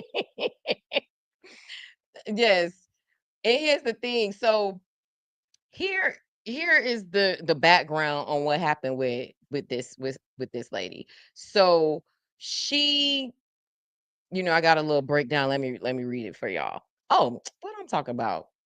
We got the article right here on the screen. So chaos broke out at the county commission meeting chambers in Miami-Dade County after Camila Ramos, a 36-year-old Miami-Dade resident, was violently dragged out by two officers for questioning the board's move to delay a vote on a controversial jail agreement with ICE.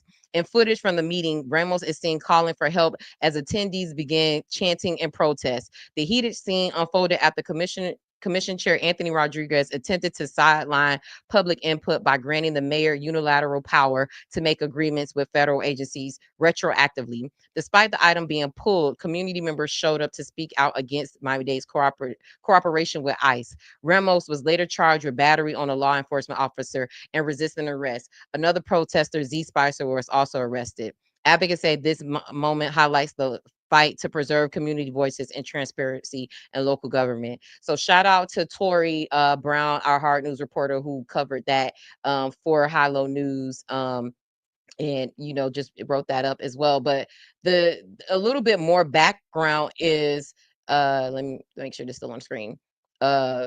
A little bit more background on the issue is the conflict was centered on the county's decision to renew a contract allowing ICE to hold detainees in Miami-Dade County Jail. Critics argue that this arrangement unfairly turns our local jail into an extension of federal immigration enforcement, making people afraid to report crimes or access essential services. Supporters on the other side claim it brings in revenue and keeps dangerous individuals behind bars. And so this whole thing is just it. I don't know how to feel about this one. I mean, we got our things up, right? So this our hot topic button.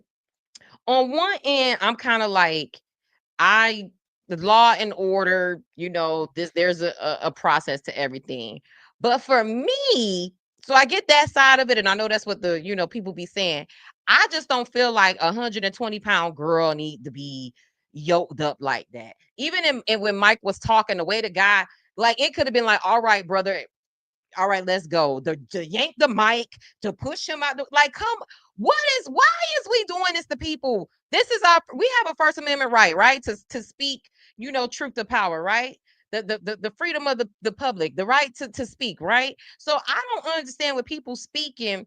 I see if she started swinging on them when they said stop. They immediately grabbed her. So I don't understand why that is the default right now in America, and especially Miami-Dade County. Like, what the F is wrong with y'all? And granted, the situation was she wasn't supposed to speak, like public comment wasn't going on, but she was trying to get understanding, like, when will we be able to speak about this? When will we be able to get more information on this? When will this be something that we as people can discuss?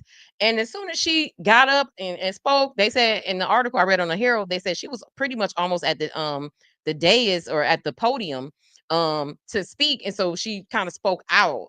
And if anybody has been to a city commission, not city, but these government meetings, they're very, very strict. It's like you can't do too much of nothing out of line. Here's the thing. Can we be real?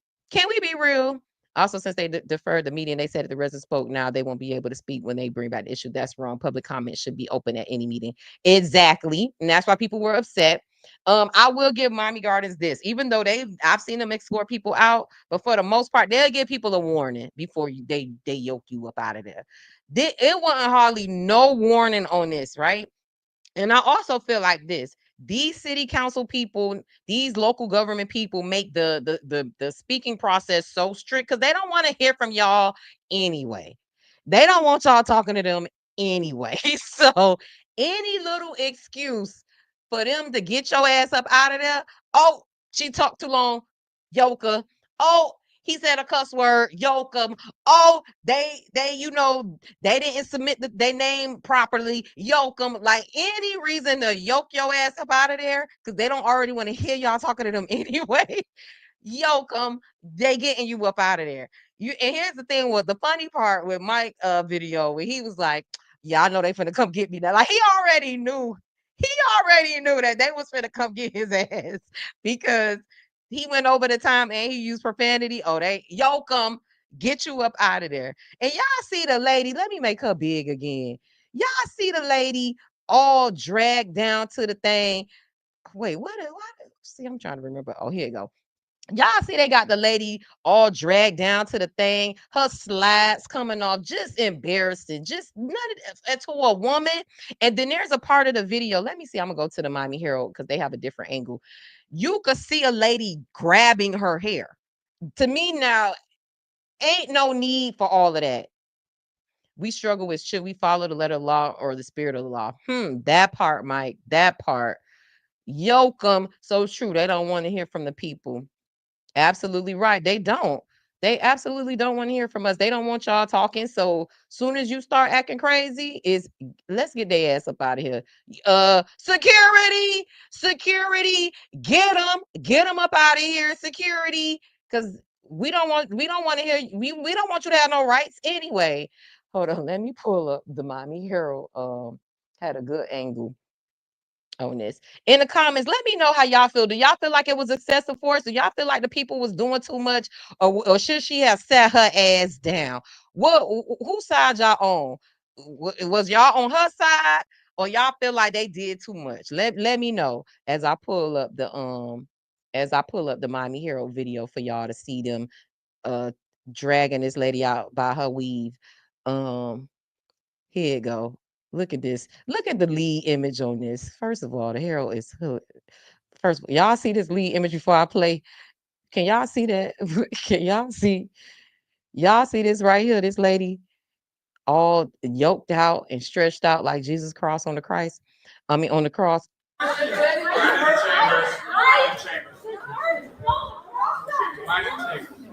just asked what the process was. What's your name? Let go of me. Let go of me. Let go of me. Let go of me. Stop it. Stop what you're doing. Let me go. Let me go. I can stand and I can be quiet.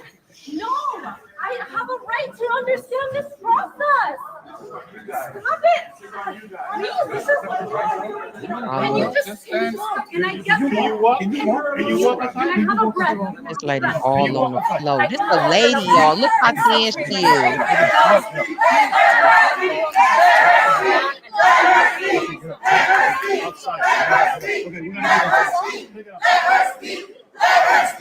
Let her speak. Let her speak. Let her speak. I don't need to do this. I just need a moment. Stop.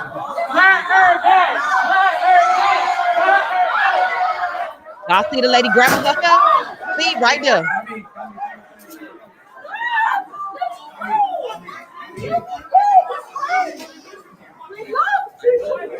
She hit. They make she hit the sign. Look, she gonna hit the sign. They did it. They did.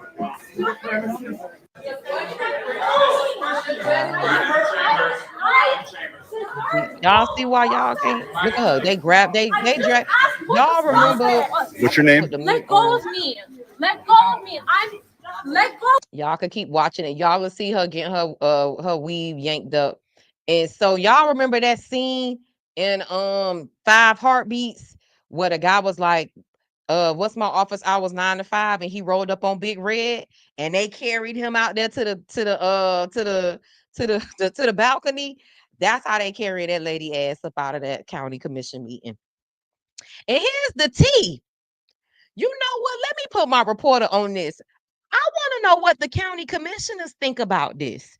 Were they okay with this? Because we have women up there, we have Black people up there. Everybody a minority. So, but I don't know if all of them identify that way. But I just want to know if I'm sitting up there as an elected official. I think I'd be like, hey, Joe the policeman from the What's Going Down episode of That's My Mama. You gotta chill out, okay? You gotta chill out. What you doing? I'm going to yell out or say, I may have to excuse myself and say, hey, what's going on? I want to know what our county commissioners thought of this display of force on a woman who's barely 130 pounds. That lady ain't need all them men to do that. That lady, it was too much, y'all. It's too much. And I think we need to think about this as people, what we're okay with, right? Are we okay with people doing this to us, to our fellow citizens, people who are speaking truth to power, people who are trying to get things. And here's the thing, I understand decorum and all that bullshit, right? But what happened to respect? Like somebody said, hey ma'am, sorry, this is out of line. You ain't gotta do that, right? Hey ma'am, you already know what the rules are. I'm gonna ask you once. Or hey ma'am, we gotta get you up out of here. I don't, at not once. Yep, definitely. I'm glad you caught the Coming to America reference. Not once did I see in both videos, from Mike City of Miami example to this example with the lady Camilla, I think her name is, did anybody come and say, hey ma'am, we're gonna act, you know what the rules are, I'm gonna ask you to leave? Why can't you do that respectfully? Why is the first reaction to yank some shit, to yoke somebody out the meeting? Are we not humans? Do we not see each other as human? Are you just so programmed into doing your job, air quote, that you just see, I'm going to execute this order? How do you lose your humanity? At no point do I see her resisting. I just see a woman being dragged out of there like homeboy in the 5 Heartbeats. Did anybody say my office hours are from 9 to 5? Did anybody give her any type of reference? Any type of child? This is, let me see what y'all, we are seeing this all over interwebs. They're trying to stop our freedom of speech. Definitely.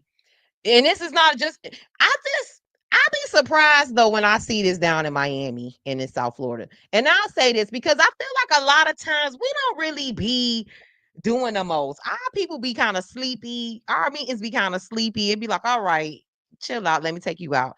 It is something in the energy and the atmosphere of the people right now, of the public right now, where the people in power are moving like dictators and kings and queens and not really giving people their rights and treating people as human beings. Look at this lady slides, her feet sliding all across the county commission carpet like this. Glass is all crooked. And they said that Miami Gard has now said in the comments that she had a scratch on her face in her mugshot. And here's the thing, she got charged for not resisting arrest, but violent assault or something like that. Let me see what her charge was. The feet was sliding all through the thing, just sliding right out her shoes. This is a sad state of affairs that Constitution is being challenged, that you can't even exercise your First Amendment right anywhere before getting kicked out of public government meetings. Exactly, Coach D. It is sad to see this, like the yoking and the pushing and the grabbing of the mics. Who the fuck y'all think y'all is? And first of all, against her officers, somebody right now I can't pull up but let me see if I got I do got the Miami Herald article up because they had what she was charged with. She got charged with, a matter of fact, look at these pictures right here. Let me share this tab with y'all. Shout out to the Herald, my first job in journalism. That's mega energy. That MAGA energy. Definitely. Assault against an officer and resisting arrest. I didn't see no assault. Thank you for Miami Gardens now for her. I see this. Look at her clogs all on the floor. All of her shoes and everything. Glass is crooked. This lady got mollywopped all through the county commission chambers. And then here's the tea. It was a black girl that got arrested too. Let me show y'all her picture. Z Spicer. Child, look at this. Look at this lady. Is they George Floyd in this lady? Hold up. I gotta zoom into the camera. Y'all. Nah, ain't no reason for none of this. Look at this. Look at this lady all on this lady thing. Look at this. Y'all see this lady on this lady neck like this? Did they George Floyd her? Well, not with the expiration or unaliving her, but you get what this is for saying, but I don't see. Is this the training that they giving our police officers? First yoke them and then choke them? Because that's what's happening right now. That's what's happening right now. I don't understand. Look at this lady kneeled all on this lady head like this. That's why she had a cut on her face. What? Let me tell y'all, ain't nothing that deep going down at them county and city chambers for nobody to be yoked up like this.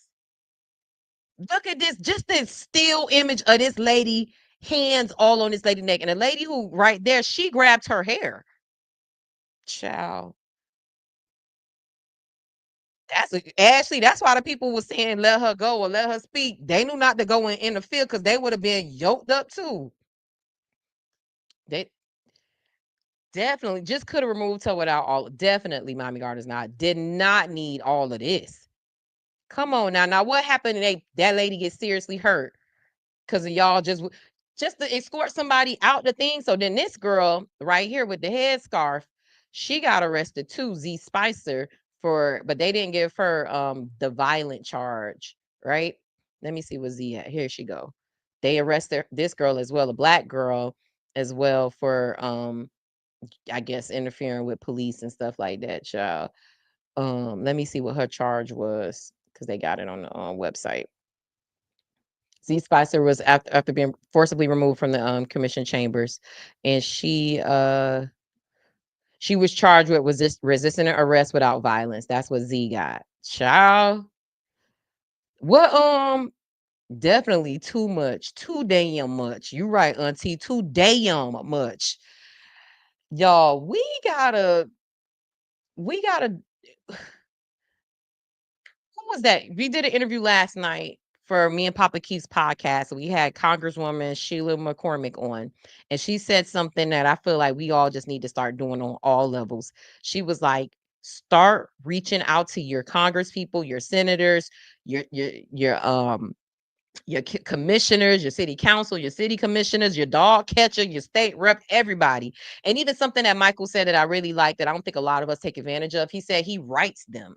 He'll write them and say, hey, this is an issue that I have. This is something like we got to start. And honestly, the reason why I kind of like that too is because it shows like a data record. You know what I'm saying as well. So you have that. I do agree there is, power and showing up as well. But when you can't show up, you could write and you could call and you could blow them bitches, email and phones up. And honestly, a lot of time these meetings are in the middle of the day or at an inconvenient time. So you can't take off from your job. Y'all heard Mike tell us a whole story about what it takes for him to even run for office. But to participate, they don't make it convenient. But all of us could send an email. All of us could call. You could do that in your downtime. You could send an email at 9-10 o'clock at night to you, because in everybody's emails and stuff is public knowledge. You want to send an email every day. Also too, Google allows you to schedule emails. If you got time on a Saturday morning, schedule that email to go out every day, Monday through Friday for the next 4 weeks. I'm telling you. You know what I'm gonna do? And I'm gonna actually probably hit up Mike to do this. And I've been talking to Papa Keith about it. I want to start doing some civic engagement classes where I'm sharing with people just stuff that I've learned just from being a journalist and doing marketing and promotion. I want to teach people how to take advantage of using local media and technology that is accessible and free to be civically engaged, to have to let their voices be heard. Because a lot of times people don't understand what they can and can't do. And I'm like, at this point, I'm gonna do that on my own dime and do that on my own time as well, just as a service to the community. Because this right here, speaking up at a meeting and getting yoked and choked out and getting dragged out without no type of respect or anything. And here's the thing, why y'all so sensitive when somebody come and say something to you during a public comment thing? Why you so fucking sensitive? Ask the people, you can't escort them out. That lady ain't had to be kneeled on her, all on her neck and stuff, yoking Mike's out. Honestly, I was offended by how that man slapped that mic down out of Mike's face. I was like, damn, really? That was the part that really kind of bothered me a lot. I just don't like the disrespect. I don't understand why the first step can't be come to somebody with respect. And if they keep, acting up or being loud, then that's another situation. But if somebody's walking away like this or they just asking, come on now, this little skinny lady ain't need to be mollywopped and judo kicked all through the county commission chambers. There has been an anti-freedom and anti-democracy spirit released all over the country. That part, Coach D, and it started from the head, White House, and matriculated all over the land. God help us.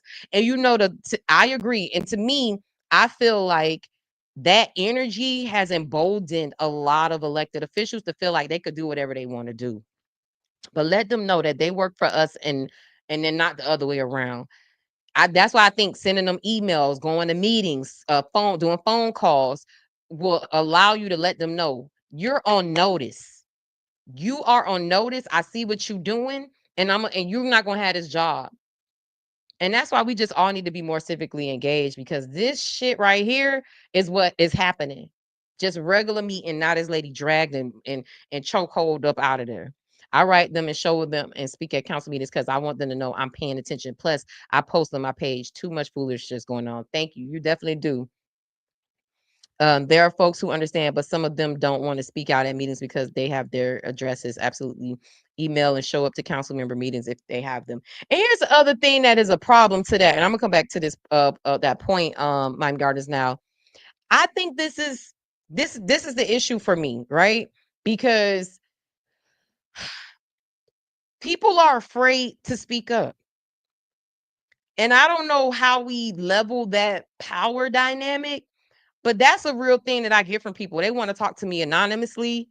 They don't want their name, or that's why they're not coming to meetings. They're watching. They'll send me tips secretly, but because they fear retaliation. Also, too, sometimes people are business people and they're doing stuff and they're like, I don't like what I'm seeing, but I'm afraid that if I rock the boat, then I lose a contract and then I lose my livelihood. And something is off in that.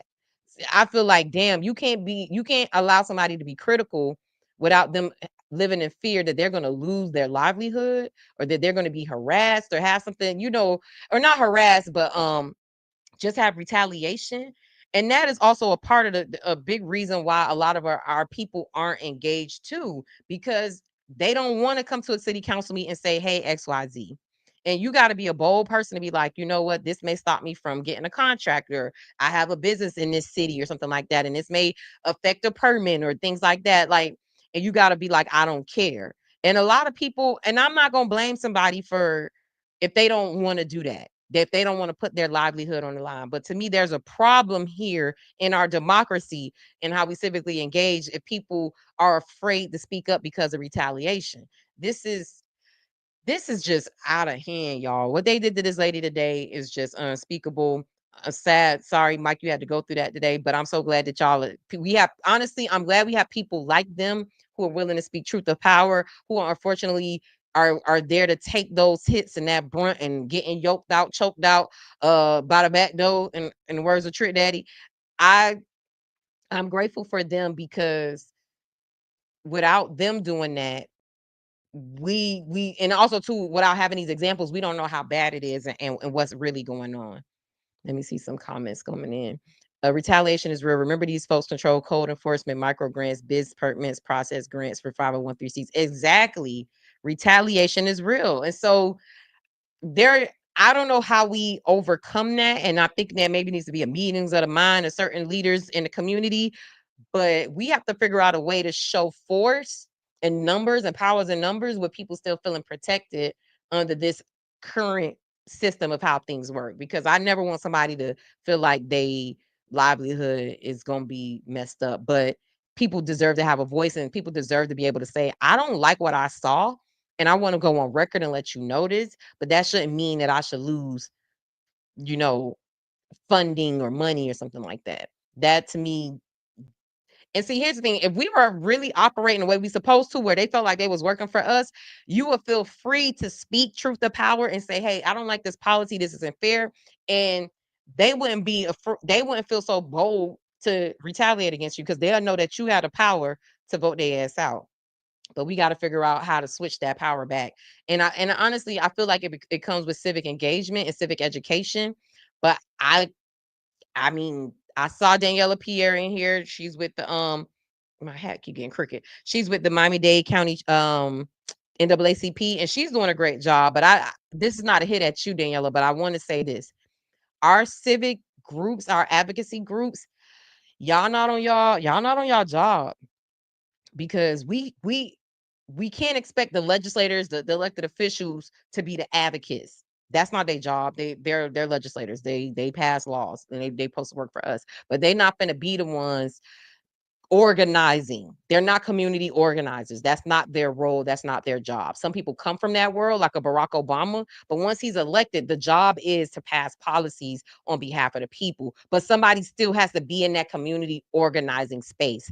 And unfortunately, I'll say on a national level, You know, the local level, I see them trying to get stuff together in Miami-Dade, but NAACP, ACLU, SNCC, what's all the other ones that go to the 60s and Google organizations? All of them people from the 1960s that was a part of the civil rights movement. I don't see these national organizations or even local organizations standing in that gap of community organizing to be to engage people and inform people and educate people civically. That is a role that we, the people, have to do. We can't expect government and elected officials to do that. We have to be organized among ourselves. And the people that are, to me, that should be standing in this gap, I don't see y'all doing it. I don't see y'all doing it. Dream Defenders does a decent job, but even them, they've been a little bit quiet to me too in a lot of regards. I don't really see I don't know the group. If somebody asks me right now, Janae, I want to be civically engaged, but I don't know where to begin or how to get involved. If there's an organization that you could point me to, I don't know what even to even send them. I don't even know where to send these people. I don't know what organization that is taking the time to break this shit down for the community. To tell them this is how your city works. This is how the government works. This is how the power structure works. I don't know who's doing that. This is how you advocate. This is how you fight back. This is what you do to effectively get their attention and blah blah blah.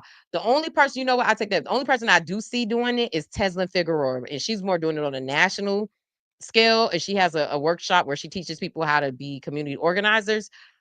It's a paid situation, but I don't know nobody like an NAACP that's doing it. I get that too. I tell them to email their council members, and there's a real fear factor. It is. People are afraid.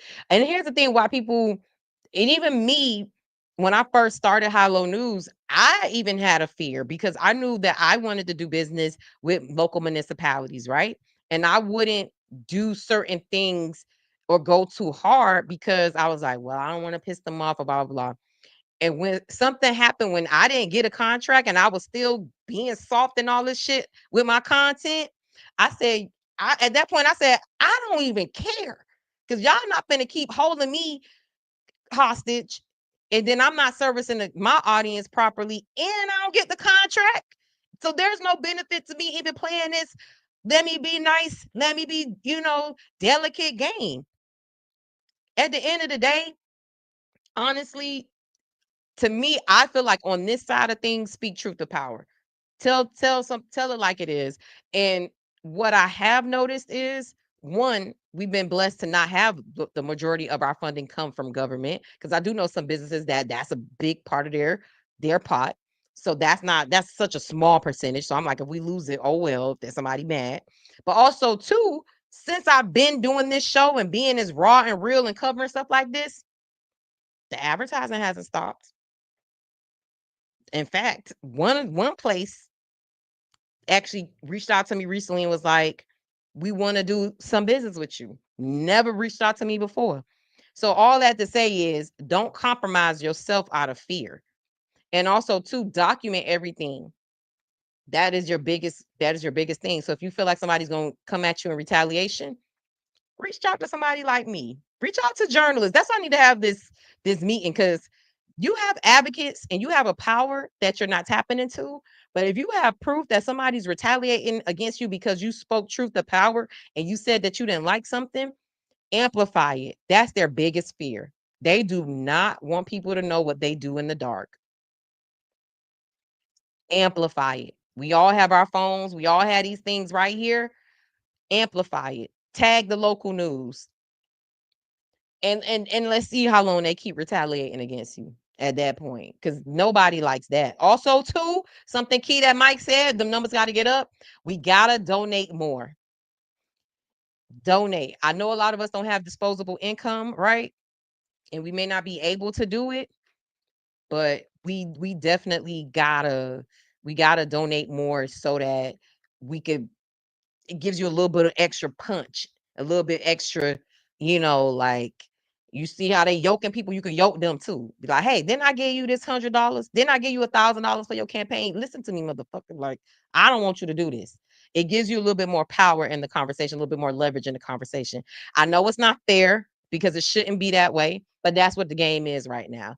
And until we level out this motherfucker and make it a little bit more fair, then we ain't got to worry about that. But if you do have a little bit something to give extra and vote. Also, too, organizing voters. They respect that too. Even though the money moves them, but if you could organize people and move people to vote, that's just as that's more valuable than money. If you could do that, and everybody could do that, you could walk your street and get people rock around your block, go to your local park and organize people. And you could do that on your own time. That's a I'm gonna do this class because I gotta tell y'all how to get it. Cause I just watch it over the years as a reporter and I see what people do that works and what people do that don't work. And I see what they respect and I see what they don't respect as elected officials.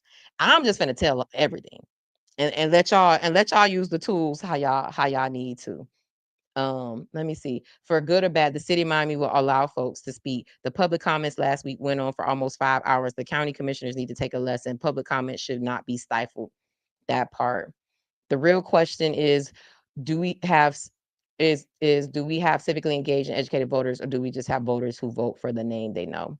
The latter part, Mike, and that's the problem. They're not educated. They're not educated at all.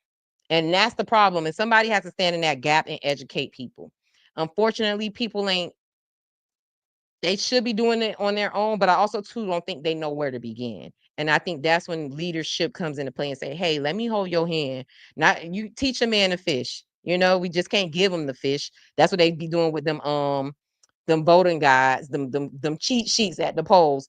Don't stop giving them fish. Teach them how to fish. Teach them how to research a candidate and do their own homework. And it don't and also too, we the people got to stop being so I wouldn't say lazy, but we got to be a little bit more active. And it's a little bit of a sacrifice. Maybe it's your Saturday mornings or your Thursday nights or something like you take a little bit of time to dig into what's going on in your community. And then also to platforms like this, High Low News, we're going to try to do the best we can with the limited resources that we have to bring information to you and break it down and have a space for y'all as well, because I do think that's the power of the Black press and local press.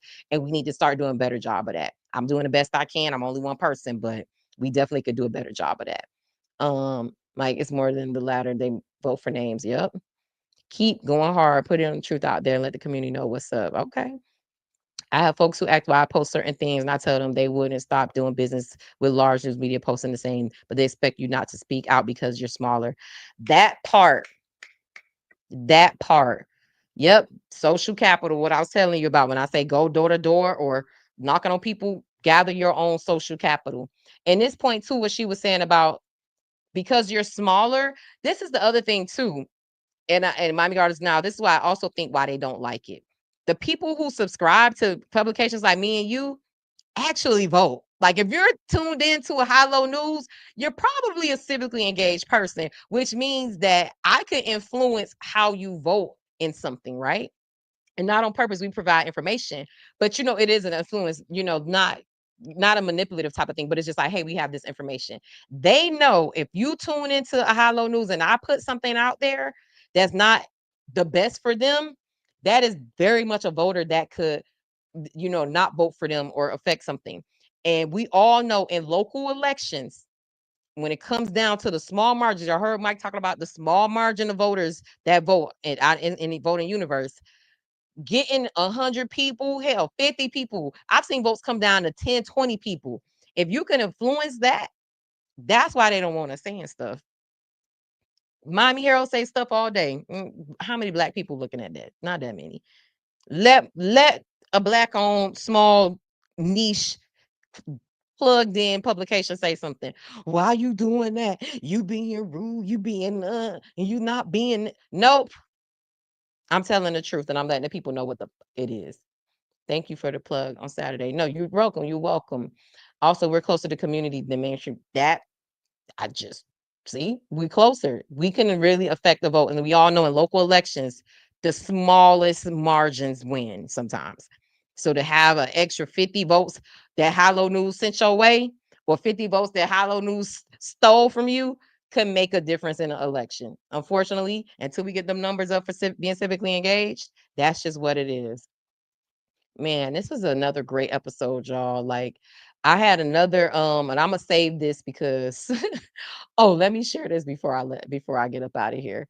Um we are a sponsor at the Miami Northwestern West Fest happening this Saturday. Yes, yes, yes. Let me put that on the screen. And so tonight, it actually kicked off at 8 o'clock. Their kickoff event was tonight, but this week was West Fest week. And so we are one of the sponsors. We have a photo booth activation going on tonight at the kickoff event. Our brand ambassadors are there. So definitely pull up. You still got time. That's going on to 1 o'clock this morning. Then on Saturday, we will be at West Fest. We are doing $100 Visa gift card giveaway. Y'all actually get a little chance to see it because we have the QR code on the screen. But we're gonna be having this out there. Everybody who signed up for our email newsletter on Saturday will be entered in the chance to win. Also, too, this is information for the event going on tonight at Gulfstream Kings Room at Gulfstream, the racetrack. So it's going there. It's hosted by DJ Nasty. We have a beautiful photo booth. I wish I could show y'all, but I don't have it up right now. I'm gonna put it in our story. Y'all will see our setup. And then also take a picture with us at the High Low News tent at the West Fest. We also too, we're gonna be doing some really cool giveaways where not only can you enter for a chance to win a $100 Visa gift card, but we're gonna actually be printing out our pictures like old school style, like not the Polaroids, but like most people don't print pictures anymore. But I love a printed picture. I love having a keepsake. So we're actually gonna be doing that as a giveaway at West Fest. So y'all come to our tent.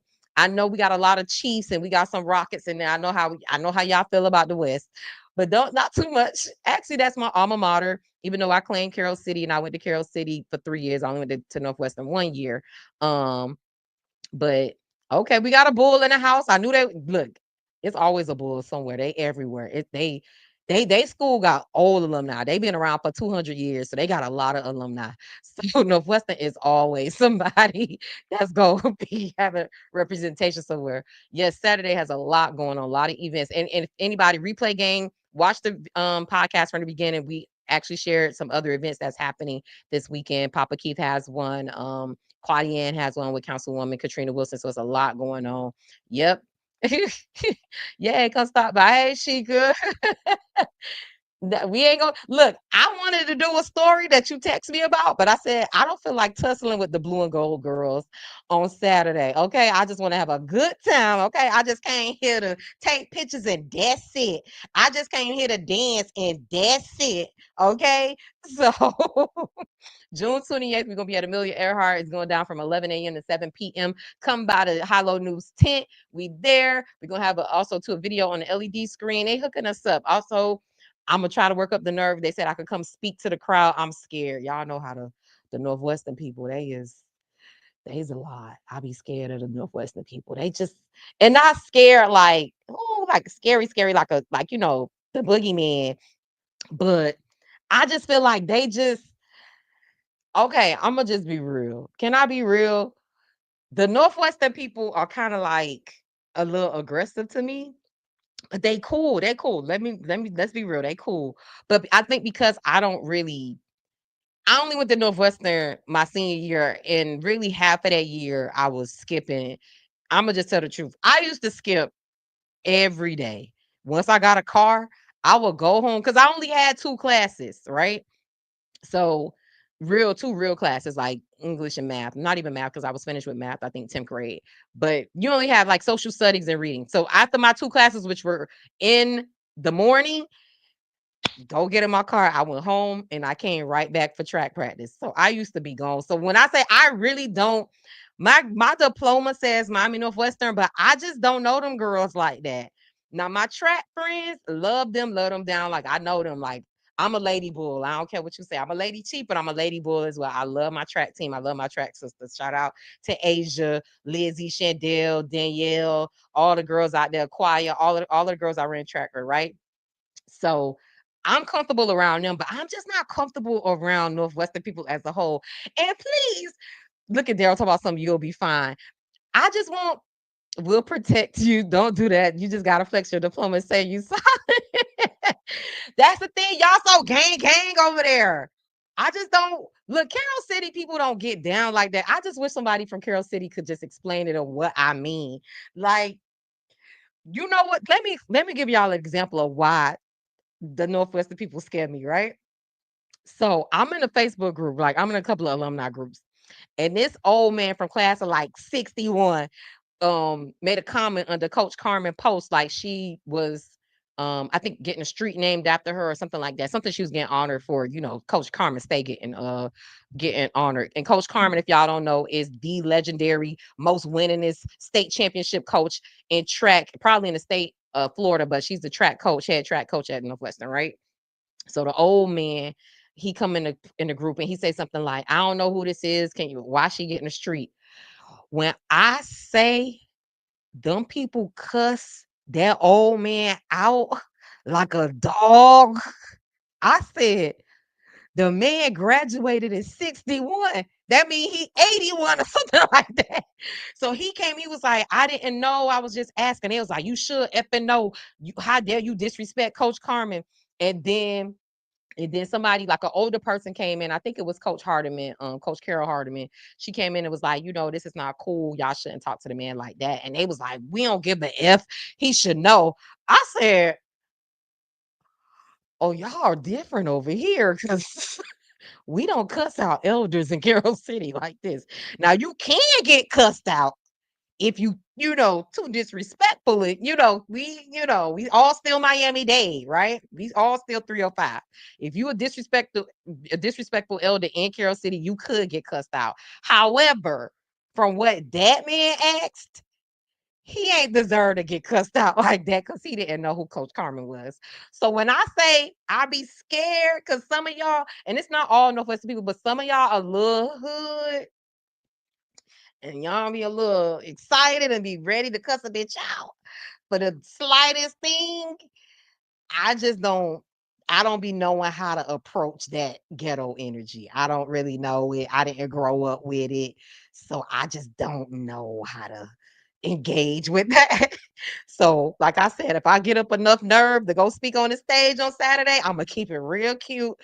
I'm actually gonna wear something kind of hot and sexy so that can distract them. I'm sorry. I'm finna use what I got so I don't get drunk off the stage. But in all fun, I'm really excited about being there. I'm like, happy to be a part of it. Um, Hold up. A lot of us don't condone because not. And that's all, that's true. Because like I said, some people did come up and be like, y'all shouldn't do that. But them other ones was like, we don't give a F. A lot of sorry for that, man. Sometimes some of us could be a little overzealous. People be reading stuff wrong. Agreed. They do. And they read him for filth though. Here's the thing. That man didn't even do nothing wrong. And he was apologizing in the end. And I said, now come on now. Now why y'all did the old? He graduated in 60 something and they did that. They do be dragging people. So I'm gonna be careful and I'm gonna come. But I will say this: Northwestern showed me a lot of love. I've been asked to do certain things with Northwestern that other schools have not asked me, that have the colors orange and black. And we just gonna leave that there. But Northwestern, when people find out that I'm a graduate actually of Northwestern, like they F with me heavy.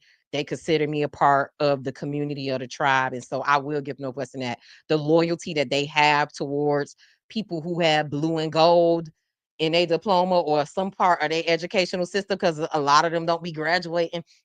No, let me stop.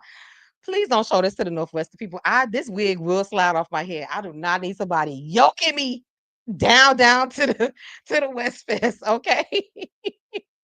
They need some more deliverance. I told you we gang, you a bull officially.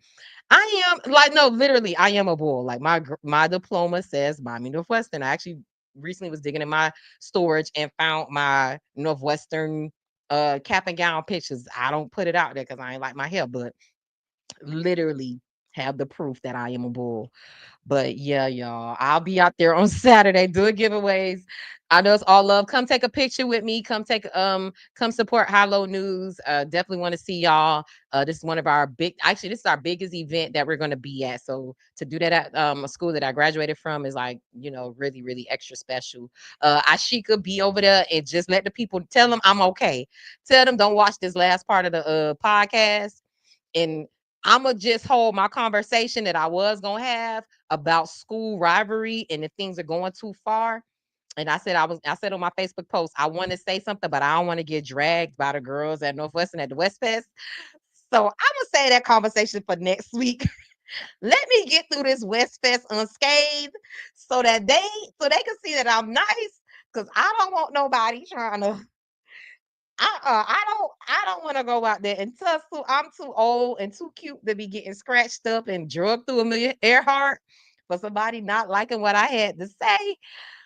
So we gonna hold that conversation until next week after the West Fest when I can give y'all a full recap and give y'all my full views on the school rivalries and the alumni picnics and how some things to me have gone a little bit too far.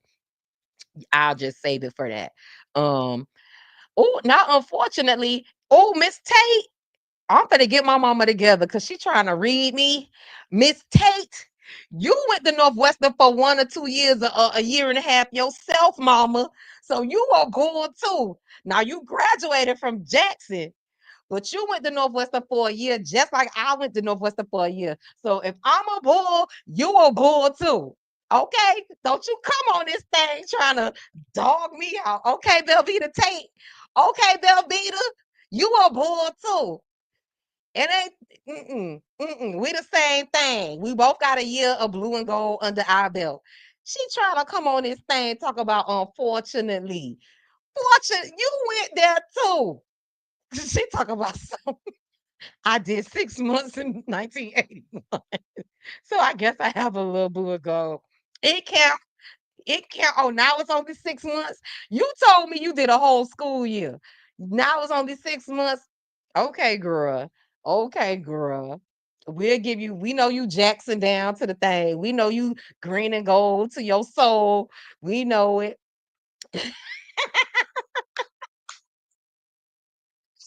I was waiting for Auntie Lori to come into the chat. She's a true chief. She's a chief. Um, Look at me. I'm about to say blue and gold. Oh, the Carol City girls, don't beat me up. I'm sorry. I almost said she blue and gold down. Talk about Carol City. Oh, they finna get me. All the schools finna jump me, y'all.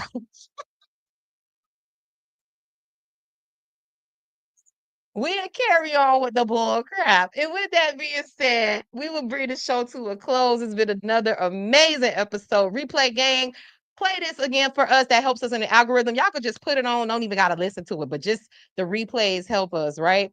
So here y'all go with y'all school colors. Okay, school colors me down in the comments. Let me know what school you went to. Show your school colors down in the comments. I know we got Central, we got Booker T, we got Southridge, Miramar, Boyd Anderson, Northwestern, Carol City, Northern American. Shout out to all the schools, okay? Shout out to all the schools, but definitely y'all, all the schools. What y'all can do to support us is follow us on all social media platforms. Make sure that you are signed up for our email newsletter. We have exclusive content there for all of our loyal followers. Also to like and subscribe to the YouTube page. We're almost to 300. We slowly crawling there. Today our viewership was a little bit better, so I really like it. So y'all keep sharing it. Y'all keep telling people. I'm gonna try to do a better job of promoting it as well, so we can keep getting it out there. Okay, Carol City in the house. But yeah, thank y'all for liking and subscribing and following us on YouTube. We see the numbers are growing. And I just truly appreciate y'all support. Truly appreciate and want to say thank you again to all of our guests today for coming on and sharing their stories and sharing information with the community. Definitely got to have them back on, but also too just love y'all for supporting us. I call y'all my co-host. The comment section does not disappoint.